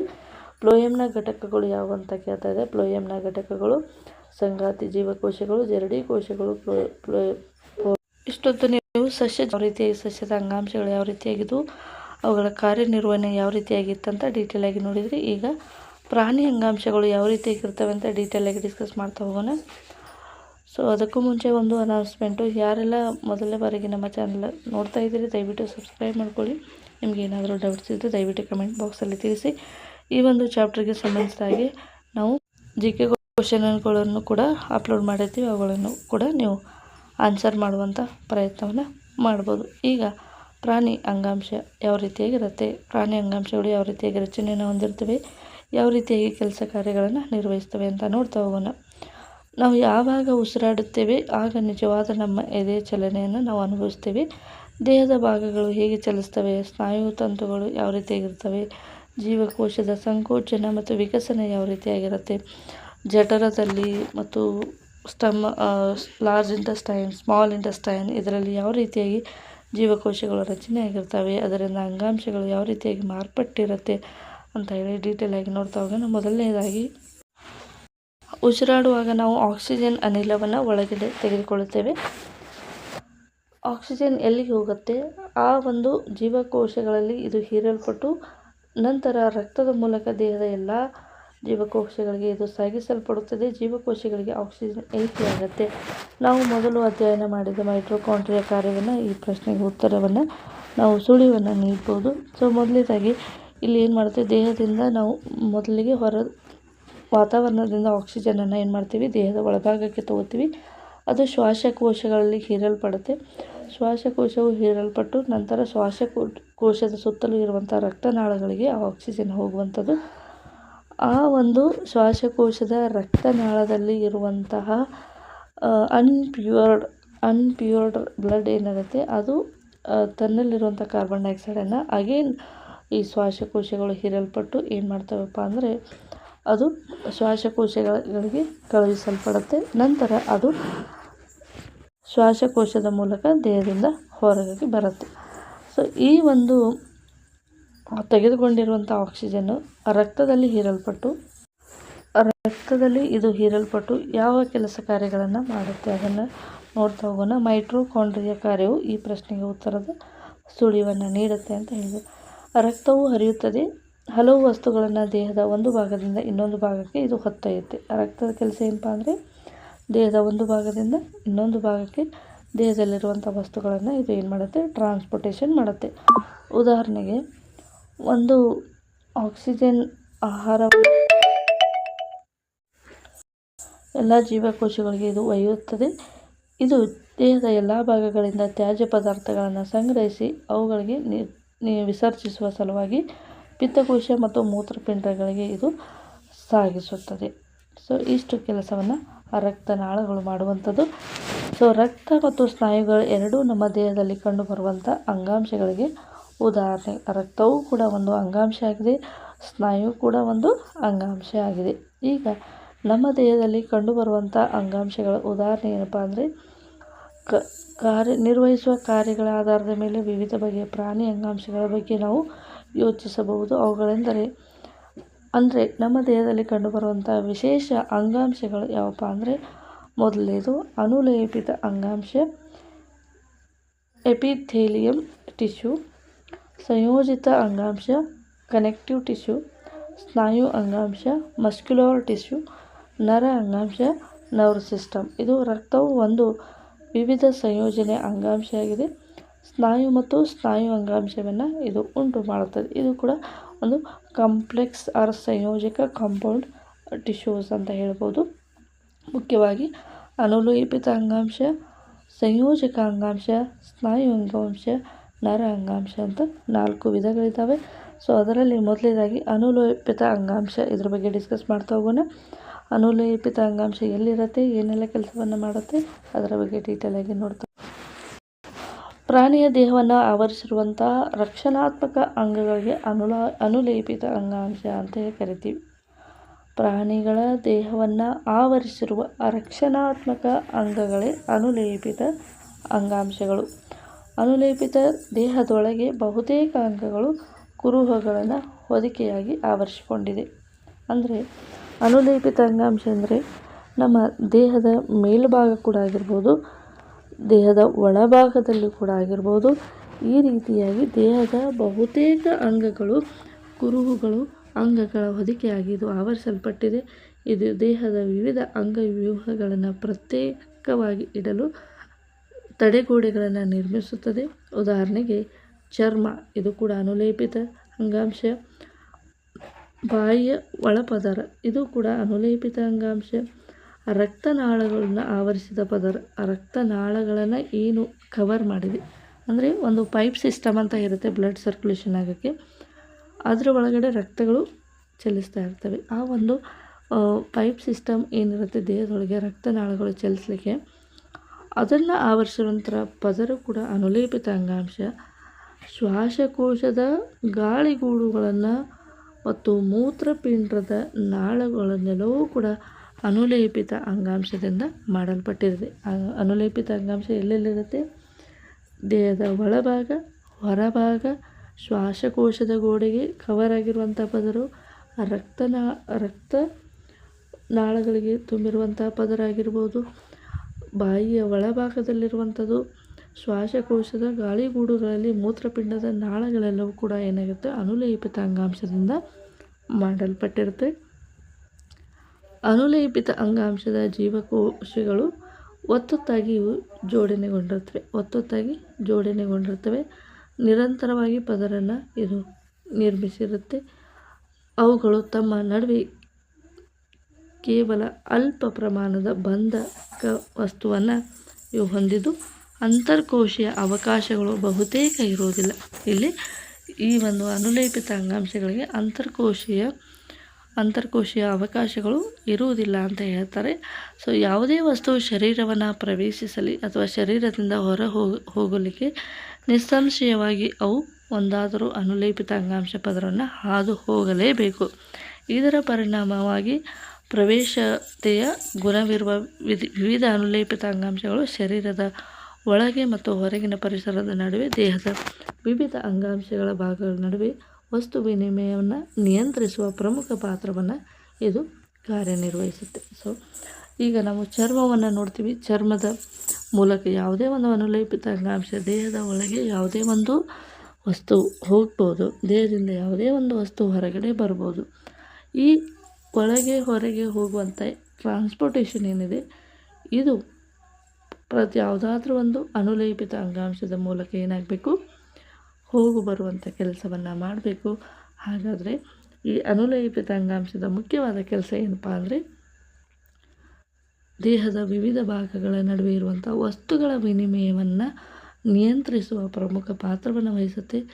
ಯಾವುದೇ ವಿಧದ ಅನುಲೇಪಿತ ಅಂಗಾಂಶವಾದರೂ ಯಾವಾಗಲೂ ಒಂದು ನಾರಿನಂತಹ ತಳಪೊರೆಯಿಂದ ಬೇಸ್ಮೆಂಟ್ ಮೆಂಬ್ರೇನ್ ಕೆಳಗಿರುವ ಅಂಗಾಂಶದಿಂದ ಇದು ಪ್ರತ್ಯೇಕಿಸಲ್ಪಡುತ್ತದೆ. ಇಷ್ಟು ಅನುಲೇಪಿತ ಅಂಗಾಂಶ ಆಗಿತ್ತು. ಸೊ ಈ ಒಂದು ಅನುಲೇಪಿತ ಅಂಗಾಂಶದಲ್ಲೂ ಕೂಡ ಕೆಲವೊಂದಿಷ್ಟು ವಿಧಗಳು ಬರ್ತವೆ. ಆ ವಿಧಗಳು ಯಾವುವು, ಅವುಗಳ ಕೆಲಸ ಏನು, ಅವುಗಳು ಕೂಡ ಎಲ್ಲಿರುತ್ತೆ, ಅದನ್ನು ಕೂಡ ಡೀಟೇಲ್ ಆಗಿ ನೋಡ್ತಾ ಹೋಗೋಣ. ವಿವಿಧ ಅನುಲೇಪಿತ ಅಂಗಾಂಶಗಳು, ಅವುಗಳಿಗೆ ಕೂಡ ಒಂದು ಸ್ಪೆಸಿಫಿಕ್ ಆಗಿರುವಂಥ ಕಾರ್ಯಗಳಿರ್ತವೆ, ಸ್ಪೆಸಿಫಿಕ್ ಆಗಿರುವಂಥ ಫಂಕ್ಷನ್ ಇರುತ್ತೆ. ಆ ಒಂದು ಫಂಕ್ಷನ್ಗಳು ಏನು ಅಂತ ನೋಡ್ತಾ ಹೋಗೋಣ. ವಿಭಿನ್ನ ರಚನೆಗಳನ್ನು ಇಲ್ಲಿ ಉದಾಹರಣೆಗೆ ಅರೆಪಾರಕ ಪೊರೆಯ ಮೂಲಕ ವಸ್ತುಗಳ ಸಾಗಣೆ ನಡೆಸುವ ಲೋಮನಾಳಗಳಲ್ಲಿ ಅಥವಾ ಶ್ವಾಸಕೋಶದ ಅಲ್ವಿಯೋಲೈಗಳಲ್ಲಿ ಸರಳ ಮತ್ತು ಚಪ್ಪಟೆಯಾದ ಅನುಲೇಪಿತ ಅಂಗಾಂಶಗಳು ಕಂಡುಬರುತ್ತೆ. ಅಂದರೆ ಸರಳ ಚಪ್ಪಟೆಯಾದ ಅನುಲೇಪಿತ ಅಂಗಾಂಶಗಳು ವಿಧಗಳು ನಮಗೆ ಸಿಕ್ಕುವ ಇಲ್ಲಿ.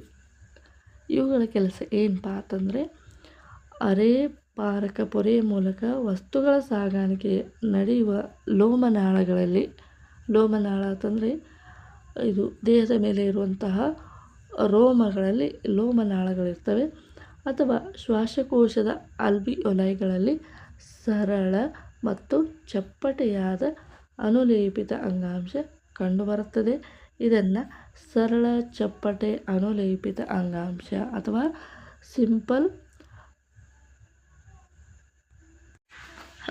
ಸರಳ ಚಪ್ಪಟೆಯಾದ ಅನುಲೇಪಿತ ಅಂಗಾಂಶ ಇಲ್ಲಿ ಕಂಡುಬರುತ್ತದೆ. ಇದನ್ನು ಸರಳ ಚಪ್ಪಟೆ ಅನುಲೇಪಿತ ಅಂಗಾಂಶ ಅಥವಾ ಸಿಂಪಲ್ ಚಪ್ಪಟೆಯಾದ ಅನುಲೇಪಿತ ಅಂಗಾಂಶ ಕಂಡುಬರುತ್ತೆ. ಇದನ್ನು ಚಪ್ಪಟೆ ಅನುಲೇಪಿತ ಅಂಗಾಂಶ ಅಂತ ಕರಿತೀವಿ. ಸಿಂಪಲ್ ಸಿಕ್ಯುಮಸ್ ಎಪಿಥೀಲಿಯಂ ಅಂತ ಕೂಡ ಕರೀತಾರೆ. ಸರಳ ಚಪ್ಪಟೆ ಅನುಲೇಪಿತ ಅಂಗಾಂಶಗಳು ಜೀವಕೋಶಗಳು ತುಂಬಾ ತೆಳುವಾಗಿದ್ದು ಮತ್ತು ಚಪ್ಪಟೆಯಾಗಿದ್ದು ಸೂಕ್ಷ್ಮ ಪದರವನ್ನು ಇವು ಉಂಟು ಮಾಡುತ್ತವೆ. ಸೊ ಇಲ್ಲಿ ನೀವು ನೋಡ್ತಾ ಇದ್ದೀರಾ, ಚಪ್ಪಟೆ ಅನುಲೇಪಿತ ಅಂಗಾಂಶಗಳು ಈ ರೀತಿಯಾಗಿರ್ತವೆ. ಇವು ತುಂಬ ತೆಳುವಾಗಿರ್ತವೆ, ಚಪ್ಪಟೆಯಾಗಿರ್ತವೆ, ಸೂಕ್ಷ್ಮವಾದ ಪದರಗಳನ್ನು ಇವು ಉಂಟು ಮಾಡ್ತವೆ. ಅನ್ನನಾಳ ಮತ್ತು ಬಾಯಿಯ ಅಂಗಳವು ಕೂಡ ಚಪ್ಪಟ ಅನುಲೇಪಿತ ಅಂಗಾಂಶದಿಂದ ಆವೃತವಾಗಿದೆ. ಪ್ರಶ್ನೆಯನ್ನು ಕೇಳ್ಬೋದು, ಬಾಯಿಯ ಅಂಗಳ ಮತ್ತು ಅನ್ನನಾಳವು ಈ ಕೆಳಗಿನ ಯಾವ ಅಂಗಾಂಶದಿಂದ ಮಾಡಲ್ಪಟ್ಟಿದೆ?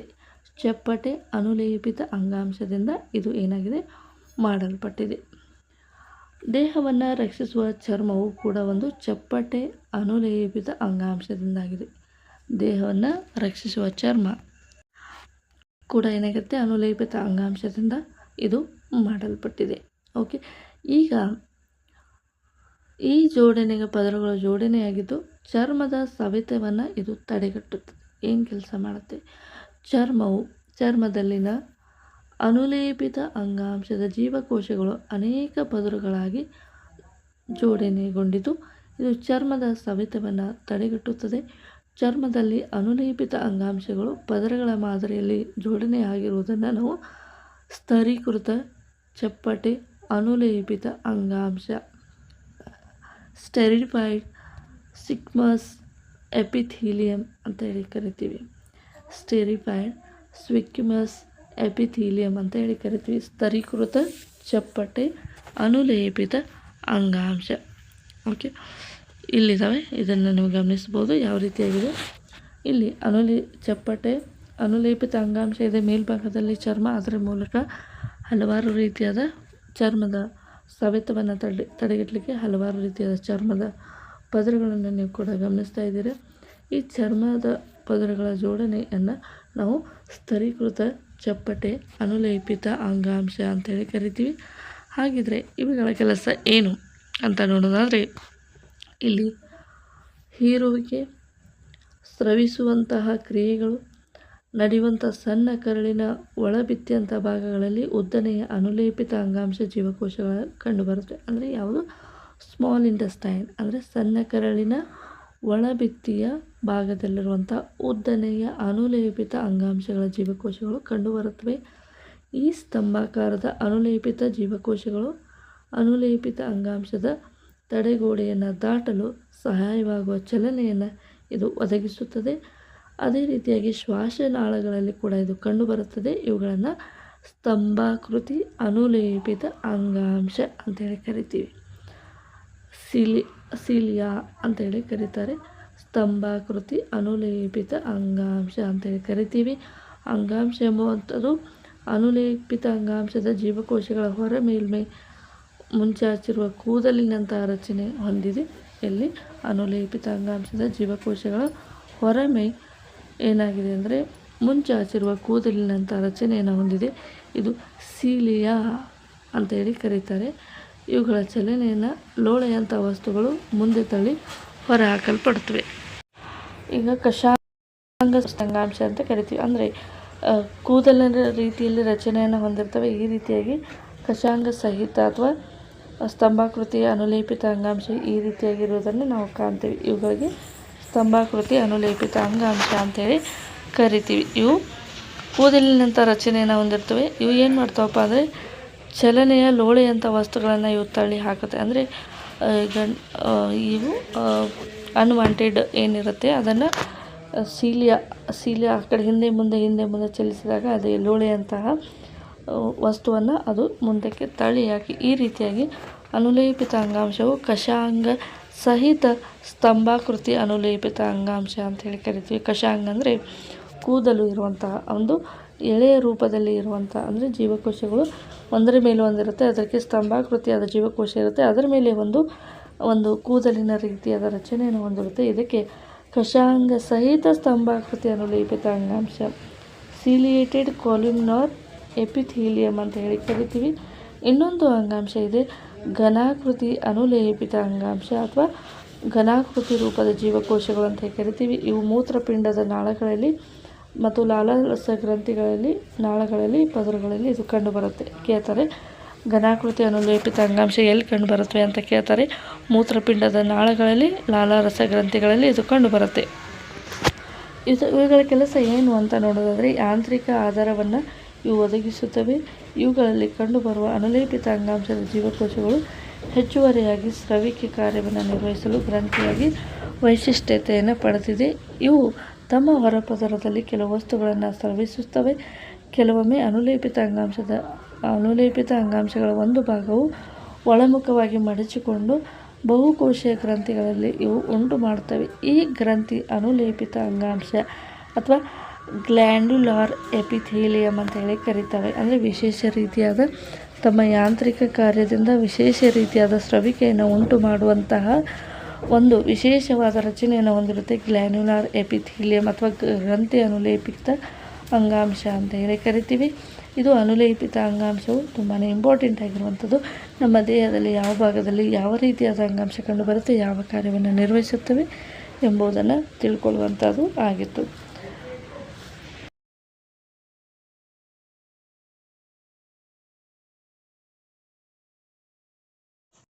ಮುಂದಿನ ಒಂದು ಅಂಗಾಂಶ ಅಂದರೆ ಇದು ಸಂಯೋಜಿತ ಅಂಗಾಂಶ. ಸಂಯೋಜಿತ ಅಂಗಾಂಶ ಅಂದರೆ ಏನು, ಇದು ಎಲ್ಲಿರುತ್ತೆ, ಯಾವ ರೀತಿಯಾಗಿ ಕೆಲಸ ನಿರ್ವಹಿಸುತ್ತೆ ಅಂತ ನೋಡ್ತಾ ಹೋಗೋಣ. ರಕ್ತವು ಒಂದು ಸಂಯೋಜಿತ ಅಂಗಾಂಶವಾಗಿದೆ. ಅಂದರೆ ಕನೆಕ್ಟಿವ್ ಟಿಶ್ಯೂ ಅಂತ ಹೇಳಿ ಕರಿತೀವಿ. ಇದನ್ನು ಸಂಯೋಜಕ ಅಂಗಾಂಶ ಅಂತ ಏಕೆ ಕರಿತೀವಪ್ಪ ಅಂದರೆ, ಇವುಗಳ ನಾವು ಈ ರೀತಿಯಾದ ಅಂಗಾಂಶದ ಬಗ್ಗೆ ಸ್ವಲ್ಪ ವಿವರವಾಗಿ ಅಭ್ಯಾಸವನ್ನು ಈಗ ಮಾಡಬೇಕಾಗತ್ತೆ. ಸೊ ಅಂಗಾಂಶದ ಜೀವಕೋಶಗಳು ಅಂತರ್ಕೋಶೀಯ ಮಾತೃಕೆಗಳಲ್ಲಿ ಸಡಿಲವಾಗಿ ಇವು ಹದಗಿಕೊಂಡಿರುತ್ತೆ. ಅಂದರೆ ಅಂತರ್ಕೋಶಗಳು ಅಂದರೆ ಒಳಭಾಗದಲ್ಲಿರುವಂತಹ ಕೋಶಗಳು, ಜೀವಕೋಶಗಳು, ಅಂಗಾಂಶದ ಜೀವಕೋಶಗಳು ಅಂತರ್ಕೋಶೀಯ ಮಾತೃಕೆಯಲ್ಲಿ ಸಡಿಲವಾಗಿ ಇದು ಹುದುಗಿಕೊಂಡಿರುತ್ತವೆ. ಮಾತೃಕೆಯ ಲೋಳೆ ದ್ರವ, ಮಂದ, ಗಟ್ಟಿಯಾಗಿರಬಹುದು. ಯಾವ ರೀತಿಯಾಗಿ ಹುದುಗಿಕೊಂಡಿರ್ತವೆ ಅಂದರೆ, ಅದು ಮಾತೃಕೆ ಲೋಳೆ ಆಕಾರದಲ್ಲಿ ಕೂಡ ಇರ್ಬೋದು, ದ್ರವ ರೂಪದಲ್ಲಿ ಇರ್ಬೋದು, ಮಂದಗತಿಯಲ್ಲಿ ಇರ್ಬೋದು, ಅಥವಾ ಗಟ್ಟಿಯಾಗಿ ಕೂಡ ಇರ್ಬೋದು. ಈ ನಿರ್ದಿಷ್ಟ ಸಂಯೋಜಕ ಅಂಗಾಂಶಗಳ ಕಾರ್ಯಗಳ ಬಗ್ಗೆ ನಾವೀಗ ಹೊಂದಿಕೊಂಡು ಮಾತೃಕೆ ಸ್ವರೂಪದಲ್ಲಿ ಇದೇನಾಗಿದೆ ಬದಲಾವಣೆಯನ್ನು ಹೊಂದಿದೆ. ಸೊ ರಕ್ತವು ಈ ದ್ರವ ಮಾತೃಕೆಯನ್ನು ಹೊಂದಿದೆ. ಇದನ್ನು ಪ್ಲಾಸ್ಮಾ ಅಂತ ಕೂಡ ಕರೀತಾರೆ. ರಕ್ತವು ದ್ರವವಾಗಿ ಇರಲು ಕಾರಣ ಏನು ಅಂತಂದರೆ, ಆ ರಕ್ತದಲ್ಲಿ ಇರುವಂತಹ ಪ್ಲಾಸ್ಮಾ. ಇದರಲ್ಲಿ ಕೆಂಪು ರಕ್ತ ಕಣಗಳು, ರೆಡ್ ಬ್ಲಡ್ ಕಾರ್ಪಸ್ಕಲ್ಸ್ RBC ಅಂತ ಕರಿತೀವಿ. ಬಿಳಿ ರಕ್ತ ಕಣಗಳು ವೈಟ್ ಬ್ಲಡ್ ಕಾರ್ಪಸ್ಕಲ್ ಅಂತ ಹೇಳಿ ಕರಿತೀವಿ. ಮೂರನೇದು ಕಿರುತಟ್ಟೆಗಳು ನಿಲಂಬಿತ ಸ್ಥಿತಿಯಲ್ಲಿ ಇವು ಇರುತ್ತೆ. ಪ್ಲಾಸ್ಮಾವು ಪ್ರೋಟೀನ್, ಲವಣಗಳು, ಹಾರ್ಮೋನ್ಗಳನ್ನು ಹೊಂದಿರುತ್ತೆ. ರಕ್ತವು ಹರಿಯುತ್ತದೆ. ತ್ಯಾಜ್ಯ ಅನಿಲಗಳು, ಜೀರ್ಣವಾದ ಆಹಾರ, ಹಾರ್ಮೋನ್ಗಳು, ಪದಾರ್ಥಗಳನ್ನು ದೇಹದ ವಿವಿಧ ಭಾಗಗಳಿಗೆ ಸಾಗಿಸುವಂಥ ಕೆಲಸ ಏನು ಮಾಡುತ್ತೆ ಅಂದರೆ ಈ ರಕ್ತ ಮಾಡುತ್ತೆ. ಆದ್ದರಿಂದ ಈ ರಕ್ತವನ್ನು ನಾವು ಒಂದು ಅಂಗದಿಂದ ಇನ್ನೊಂದು ಅಂಗಕ್ಕೆ, ದೇಹದ ಒಂದು ಭಾಗದಿಂದ ಇನ್ನೊಂದು ಭಾಗಕ್ಕೆ ಕನೆಕ್ಟಿವ್ ಆಗಿ ಕೆಲಸ ಮಾಡೋದಕ್ಕೆ ಇದಕ್ಕೆ ಕನೆಕ್ಟಿವ್ ಟಿಶ್ಯೂ ಅಂತ ಹೇಳಿ ಕರಿತೀವಿ. ಮೂಳೆಯು ಒಂದು ಸಂಯೋಜಿತ ಅಂಗಾಂಶಕ್ಕೆ ಇನ್ನೊಂದು ಉದಾಹರಣೆ. ಇದು ದೇಹಕ್ಕೆ ಆಧಾರ ಮತ್ತು ಚೌಕಟ್ಟನ್ನು ನಿರ್ಮಿಸುತ್ತದೆ. ಇದು ಸ್ನಾಯುಗಳಿಗೆ ಆಧಾರವನ್ನು ನೀಡುವ ಮೂಲಕ ದೇಹದ ಪ್ರಮುಖ ಅಂಗಗಳಿಗೂ ಕೂಡ ಇದು ಏನು ಮಾಡುತ್ತೆ, ಆಧಾರವನ್ನು ನೀಡುತ್ತೆ. ಇದು ಅತ್ಯಂತ ಬಲಯುತವಾದ ಅನಮ್ಯ ಅಂಗಾಂಶ. ಅನಮ್ಯವಾದ ಅಂಗಾಂಶ. ಮೂಳೆಗಳ ಕಾರ್ಯನಿರ್ವಹಣೆಯಲ್ಲಿ ಕೆಲವು ಗುಣಲಕ್ಷಣಗಳ ಮಹತ್ವವನ್ನು ತಿಳ್ಕೊಳ್ಳೋಣ. ಮೂಳೆಯ ಜೀವಕೋಶಗಳು ಕ್ಯಾಲ್ಸಿಯಂ ಮತ್ತು ಫಾಸ್ಫರಸ್ ಸಂಯುಕ್ತಗಳಿಂದ ದಟ್ಟ ಮಾತೃಕೆಯಲ್ಲಿ ಏನು ಮಾಡಿವೆ ಅಂದರೆ ಹುದುಗಿಕೊಂಡಿರ್ತವೆ ಮೂಳೆಗಳು. ಸೊ ಇವುಗಳಲ್ಲಿ ಕೆಲವೊಂದಿಷ್ಟು ಪಾರ್ಟ್ಗಳಿದ್ದಾವೆ. ಅವುಗಳನ್ನ ಲಿಗ್ಮೆಂಟ್ ಅಥವಾ ಅಸ್ಥಿರಜ್ಜು ಅಂತ ಹೇಳಿ ಕರಿತೀವಿ. ಇನ್ನೊಂದು ವಿಧದ ಸಂಯೋಜಕ ಅಂಗಾಂಶದಿಂದ ಎರಡು ಮೂಲೆಗಳು ಪರಸ್ಪರವಾಗಿ ಬಂಧಿಸಲ್ಪಡುತ್ತವೆ. ಈ ಅಂಗಾಂಶವು ಹೆಚ್ಚು ಸ್ಥಿತಿಸ್ಥಾಪಕತ್ವತೆಯನ್ನು ಹೊಂದಿರುತ್ತೆ. ಇದು ಸಾಕಷ್ಟು ಶಕ್ತಿಯನ್ನು ಹೊಂದಿದೆ. ಅಸ್ಥಿರಜ್ಜುಗಳು ಅತಿ ಕಡಿಮೆ ಪ್ರಮಾಣದ ಮಾತೃಕೆಯನ್ನು ಹೊಂದಿದ್ದು ಸ್ನಾಯುಗಳನ್ನು ಇಲ್ಲಿ 2 ರೀತಿಯಾದ ಮೂಳೆ ಅಂಗಾಂಶ ಸಂಯೋಜಕ ಮೂಳೆಯು ಕೂಡ ಒಂದು ಸಂಯೋಜಕ ಅಂಗಾಂಶ. ಇದರಲ್ಲಿ 2 ವಿಧಗಳು, ಅಸ್ಥಿರಜ್ಜು, ಸ್ನಾಯುರಜ್ಜು ಅಂತ. ಅಸ್ಥಿರಜ್ಜುವಿನ ಕೆಲಸ ಏನಪ್ಪ ಅಂದರೆ ಎರಡು ಮೂಳೆಗಳನ್ನು ಪರಸ್ಪರ ಬಂಧಿಸುವುದಕ್ಕೆ ಸ್ಟ್ರಾಂಗಾಗಿ ಅವು ಕನೆಕ್ಟ್ ಮಾಡಲಿಕ್ಕೆ ಯೂಸ್ ಮಾಡುವಂಥದ್ದು ಅಸ್ಥಿರಜ್ಜು. ಇವುಗಳು ಫ್ಲೆಕ್ಸಿಬಲ್ ಆಗಿರುತ್ತೆ, ಅಂದರೆ ದೇಹ ಬೆಂಡ್ ಆಗುವಂಥದ್ದು, ಸ್ಟ್ರೇಟ್ ಆಗುವಂಥದ್ದು, ಈ ರೀತಿಯಾಗಿ ಇದು ಏನಾಗಿದೆ, ದೇಹ ಫ್ಲೆಕ್ಸಿಬಲ್ ಆಗಿರುತ್ತೆ. ಇದು ಸಾಕಷ್ಟು ಶಕ್ತಿಯನ್ನು ಕೂಡ ಹೊಂದಿದೆ. ಇದು ಅಸ್ಥಿರಜ್ಜುಗಳ ಅತಿ ಕಡಿಮೆ ಪ್ರಮಾಣದ ಮಾತೃಕೆಯನ್ನು ಕೂಡ ಹೊಂದಿದೆ. ಸ್ನಾಯುಗಳನ್ನು ಮೂಳೆಗಳಿಂದ ಇದು ಬಂಧಿಸಲ್ಪಡುತ್ತೆ. ಅಂದರೆ ಈಗ ಮೂಳೆ ತಂದಾಗ ಮೂಳೆ ಮತ್ತು ಮೂಳೆಯನ್ನು ಅಸ್ಥಿರಜ್ಜು ಬಂಧಿಸುತ್ತೆ, ಸ್ನಾಯುರಜ್ಜನ್ನು ಮೂಳೆ ಮತ್ತು ಮಾಂಸಗಳನ್ನು ಬಂಧಿಸುತ್ತೆ. ಇನ್ನೊಂದು ಬಗೆಯ ಸಂಯೋಜಕ ಅಂಗಾಂಶ ಸ್ನಾಯುರಜ್ಜುಗಳು ನಾರಿನಂಥ ರಚನೆ ಅಂಗಾಂಶವಾಗಿದ್ದು ಅತ್ಯಧಿಕ ಶಕ್ತಿ ಮತ್ತು ಸೀಮಿತವಾಗಿ ನಮ್ಯತೆಯನ್ನು ಇವು ಹೊಂದಿರುತ್ತವೆ. ಇನ್ನೊಂದು ಏನಪ್ಪ ಅಂದರೆ ಮೃದ್ವಸ್ಥಿ, ಕಾರ್ಟಿಲೇಜ್ ಅಂತ ಹೇಳಿ ಕರಿತೀವಿ. ಮೃದ್ವಸ್ಥಿ ಎಂಬುವಂಥದ್ದು ಇನ್ನೊಂದು ಸಂಯೋಜಕ ಅಂಗಾಂಶವಾಗಿದ್ದು ಇದು ವಿಶಾಲ ಅವಕಾಶವಿರುವ ಜೀವಕೋಶಗಳನ್ನು ಹೊಂದಿರುತ್ತೆ. ಇದರ ಘನರೂಪಿ ಮಾತೃಕೆಯು ಪ್ರೋಟೀನ್ ಮತ್ತು ಸಕ್ಕರೆಯಿಂದ ಆಗಿರುತ್ತೆ. ಮೃದ್ವಸ್ಥಿಯು ಘನರೂಪ ಮಾತೃಕೆಯು ಪ್ರೋಟೀನ್ ಮತ್ತು ಸಕ್ಕರೆಯಿಂದ ಆಗಿರುತ್ತೆ. ಕೀಲುಗಳಲ್ಲಿ ಮೂಳೆಯ ಮೇಲ್ಮೈಯನ್ನು ಮೃದ್ವಸ್ಥಿ ಅಂಗಾಂಶ ಮೃದುವಾಗಿಸುತ್ತದೆ. ಮೂಳೆಗಳ ಮೇಲೆ ಇರುವಂಥ ಒಂದು ಸಾಫ್ಟ್ ಆಗಿರುವಂಥ ಪದರಕ್ಕೆ ನಾವು ಮೃದ್ವಸ್ಥಿ ಅಂತ ಹೇಳಿ ಕರಿತೀವಿ. ಈ ಅಂಗಾಂಶವು ಮೂಗು, ಕಿವಿ, ಶ್ವಾಸನಾಳ, ಧ್ವನಿ ಪೆಟ್ಟಿಗೆಗಳಲ್ಲಿ ಇದು ಕಂಡುಬರುತ್ತೆ. ಕಿವಿಗಳಲ್ಲಿ ಮೃದ್ವಸ್ಥಿಯನ್ನು ನಾವು ಮಡಚಬಹುದು. ನಾವು ಕಿವಿಗಳಲ್ಲಿ ಮೃದ್ವಸ್ಥಿಯನ್ನು ಹೇಗೆ ಬೇಕಾದರೂ ಮಡಚಬಹುದು, ಆದರೆ ಕೈಗಳಲ್ಲಿ ಮೂಳೆಯನ್ನು ಬಾಗಿಸಲಿಕ್ಕೆ ಸಾಧ್ಯ ಆಗೋದಿಲ್ಲ. ಈ 2 ಅಂಗಾಂಶಗಳು ಹೇಗೆ ಭಿನ್ನವಾಗಿವೆ ಅಂತೇಳಿ ನಾವಿಲ್ಲಿ ನೋಡ್ಬೋದು. ಅಂದರೆ ಮೃದ್ವಸ್ಥಿ ಕೂಡ ಒಂದು ಸಂಯೋಜಕ ಅಂಗಾಂಶ, ಮೂಳೆ ಕೂಡ ಒಂದು ಸಂಯೋಜಕ ಅಂಗಾಂಶವಾಗಿದೆ. ಮೂಳೆ ಮತ್ತು ಮೃದ್ವಸ್ಥಿ ಎರಡೂ ಕೂಡ ಸಂಯೋಜಕ ಅಂಗಾಂಶವಾಗಿದ್ದರೂ ಕೂಡ ಮೃದ್ವಸ್ಥಿಯನ್ನು ನಾವು ಯಾವುದೇ ಒಂದು ಶೇಪಲ್ಲಿ ಕೂಡ ಬೆಂಡ್ ಮಾಡ್ಬೋದು, ಆದರೆ ಮೂಳೆಗಳನ್ನು ನಾವು ಬಾಗಿಸಲಿಕ್ಕೆ ಸಾಧ್ಯ ಇಲ್ಲ.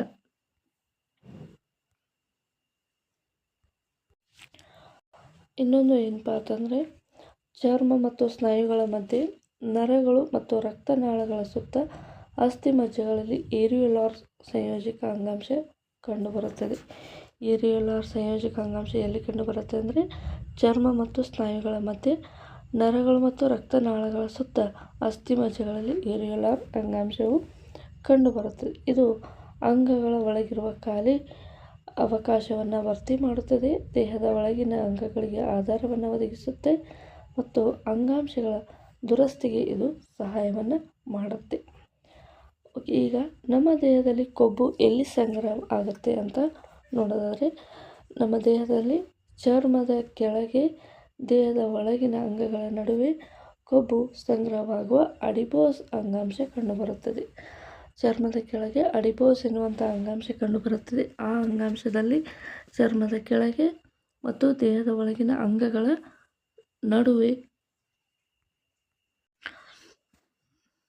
ಈ ಕೊಬ್ಬಿನ ಹನಿಗಳು ಏನಾಗ್ತವೆ ಅಂದರೆ ತುಂಬಿರುತ್ತವೆ.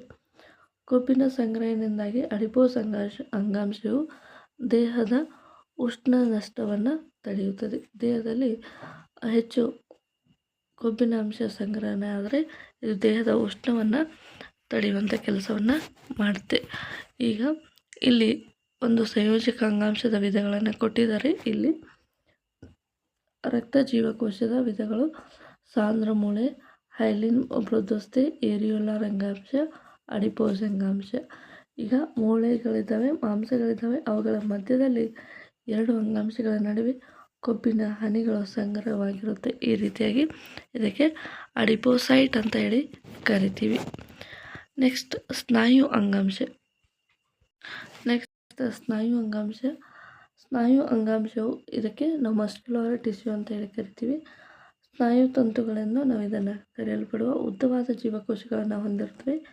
ನಮ್ಮ ದೇಹದ ಚಲನವಲನಗಳಿಗೆ ಕಾರಣವಾಗುವಂಥ ಅಂಗಾಂಶಗಳಿಗೆ ನಾವು ಸ್ನಾಯು ಅಂಗಾಂಶ ಅಂತೇಳಿ ಕರಿತೀವಿ.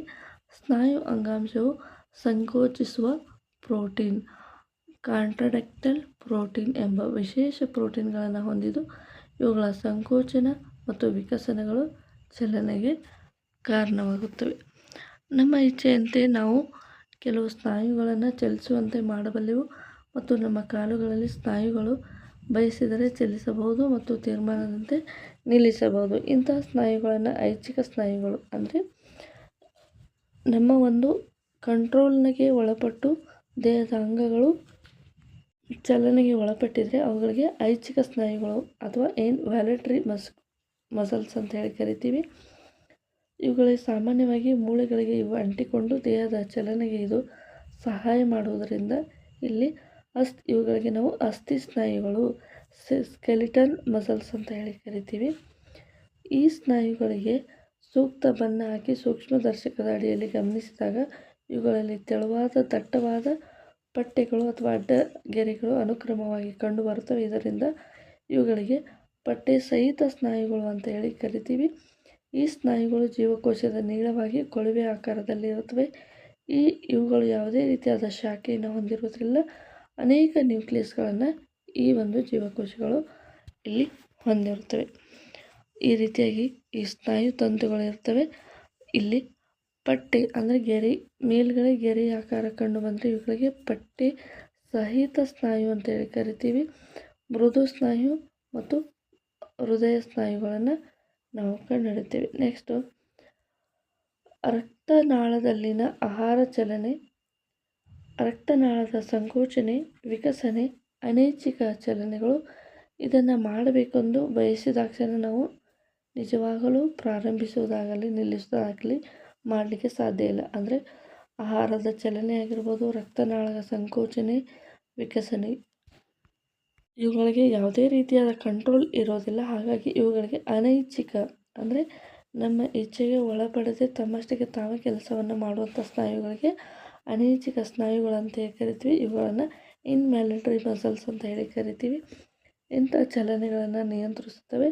ಕಣ್ಣಿನ ಪಾಪೆ, ಮೂತ್ರನಾಳಗಳಲ್ಲಿ, ಶ್ವಾಸಕೋಶದ ಉಸಿರಾಟಗಳಲ್ಲಿ ಕೂಡ ನಾವು ಇದನ್ನು ಕಂಡುಹಿಡಿತೀವಿ. ಅದೇ ರೀತಿಯಾಗಿ ಸ್ನಾಯು ತಂತುಗಳು ಉದ್ದವಾಗಿದ್ದು ಚೂಪಾದ ತುದಿಯನ್ನು ಹೊಂದಿರುತ್ತವೆ. ಒಂದೇ ನ್ಯೂಕ್ಲಿಯಸನ್ನು ಹೊಂದಿದೆ. ಇವು ಪಟ್ಟೆ ರಹಿತ ಅಂತ ಹೇಳಿ ಕರಿಬೋದು. ಇನ್ವ್ಯಾಲೆಟರಿ ಮಸಲ್ಸು ಪಟ್ಟೆ ರಹಿತ, ವ್ಯಾಲೆಟರಿ ಮಸಲ್ಸು ಪಟ್ಟೆ ಸಹಿತ ಅಂಗಾಂಶ ಅಂತ ಇಲ್ಲಿ ಹೇಳ್ಬೋದು. ಅದೇ ರೀತಿಯಾಗಿ ಹೃದಯ ಸ್ನಾಯುಗಳು ಅತ್ಯಂತ ಲಯಬದ್ಧವಾದ ಸಂಕೋಚನ ಮತ್ತು ವಿಕಸನಗಳನ್ನು ಜೀವಮಾನವಿಡೀ ತೋರುತ್ತವೆ. ಈ ಅನೈಚ್ಛಿಕ ಸ್ನಾಯುಗಳನ್ನು ಹೃದಯ ಸ್ನಾಯುಗಳು ಅಂತ ಹೇಳಿ ಕರಿತೀವಿ. ಈ ಹೃದಯ ಸ್ನಾಯು ತಂತುಗಳು ಕೊಳವೆ ಆಕಾರದಲ್ಲಿದ್ದು ಶಾಖೆಗಳಾಗಿ ಇವು ಒಡೆಯುತ್ತವೆ ಮತ್ತು ಒಂದೇ ನ್ಯೂಕ್ಲಿಯಸನ್ನು ಇವು ಹೊಂದಿರುತ್ತವೆ. ಇವುಗಳಿಗೆ ನಾವು ಹೃದಯ ಸ್ನಾಯುಗಳು, ಇನ್ವ್ಯಾಲೆಟರಿ ಮಸಲ್ಸ್, ವ್ಯಾಲೆಟರಿ ಮಸಲ್ಸ್ ಬಗ್ಗೆ ತಿಳ್ಕೊಂಡ್ವಿ. ಇನ್ನೊಂದು ಅಂಗಾಂಶ ಏನಪ್ಪ ಅಂದರೆ ನರ ಅಂಗಾಂಶ. ಸೊ ಬಯಾಲಜಿಗೆ ಸಂಬಂಧಿಸಿದಾಗೆ ಕೆಲವೊಂದಿಷ್ಟು ಇಂಪಾರ್ಟೆಂಟ್ ಡಯಾಗ್ರಾಮ್ಸ್ಗಳು ಕೂಡ ಇರುತ್ತೆ. ಸೊ ಅದರಲ್ಲಿ ಇದು ಕೂಡ ತುಂಬಾ ಇಂಪಾರ್ಟೆಂಟ್ ಆಗಿರುವ ಒಂದು ಡಯಾಗ್ರಾಮ್ ಆಗಿದೆ. ಇದು ನರ ಅಂಗಾಂಶ. ನರ ಅಂಗಾಂಶ ಎಲ್ಲ ಜೀವಕೋಶಗಳು ಪ್ರಚೋದನೆಗೆ ಪ್ರತಿಕ್ರಿಯೆ ವ್ಯಕ್ತಪಡಿಸುವ ಸಾಮರ್ಥ್ಯವನ್ನು ಹೊಂದಿವೆ. ಆದರೆ ನರ ಅಂಗಾಂಶದ ಜೀವಕೋಶಗಳು ಪ್ರಚೋದನೆಗಳನ್ನು ಸಂಗ್ರಹಿಸಿ ಅವುಗಳನ್ನು ನರವೇಗದೊಳಗೆ ದೇಹದೊಳಗೆ ಒಂದು ಭಾಗದಿಂದ ಮತ್ತೊಂದು ಭಾಗಕ್ಕೆ ವೇಗವಾಗಿ ಸಾಗಿಸಲು ಅತಿ ಹೆಚ್ಚಿನ ವೈಶಿಷ್ಟ್ಯತೆಯನ್ನು ಪಡೆದಿವೆ. ಮಿದುಳು ಬಳ್ಳಿ, ನರಗಳು ಎಲ್ಲವೂ ಕೂಡ ನರ ಅಂಗಾಂಶದಿಂದ ಇವು ಉಂಟಾಗಿವೆ. ಈ ಅಂಗಾಂಶದ ಜೀವಕೋಶಗಳನ್ನು ನರಕೋಶಗಳು ಅಥವಾ ನ್ಯೂರಾನ್ ಅಂತ ಹೇಳಿ ಕರಿತೀವಿ. ಇವುಗಳಿಗೆ ಈ ಒಂದು ಮಾಹಿತಿಯನ್ನು ಕ್ಷಣವೇಗದಲ್ಲಿ ದೇಹದ ಇತರೆ ಭಾಗಗಳಿಗೆ ಚಲಿಸುವಂಥ ಕೆಲಸವನ್ನು ಮಾಡುತ್ತೆ. ಆದ್ದರಿಂದ ಇವುಗಳಿಗೆ ನರಕೋಶ ಅಥವಾ ನ್ಯೂರಾನ್ ಅಂತ ಹೇಳಿ ಕರಿತೀವಿ. ಒಂದು ನರಕೋಶ ನ್ಯೂರಾನ್ ಕೋಶ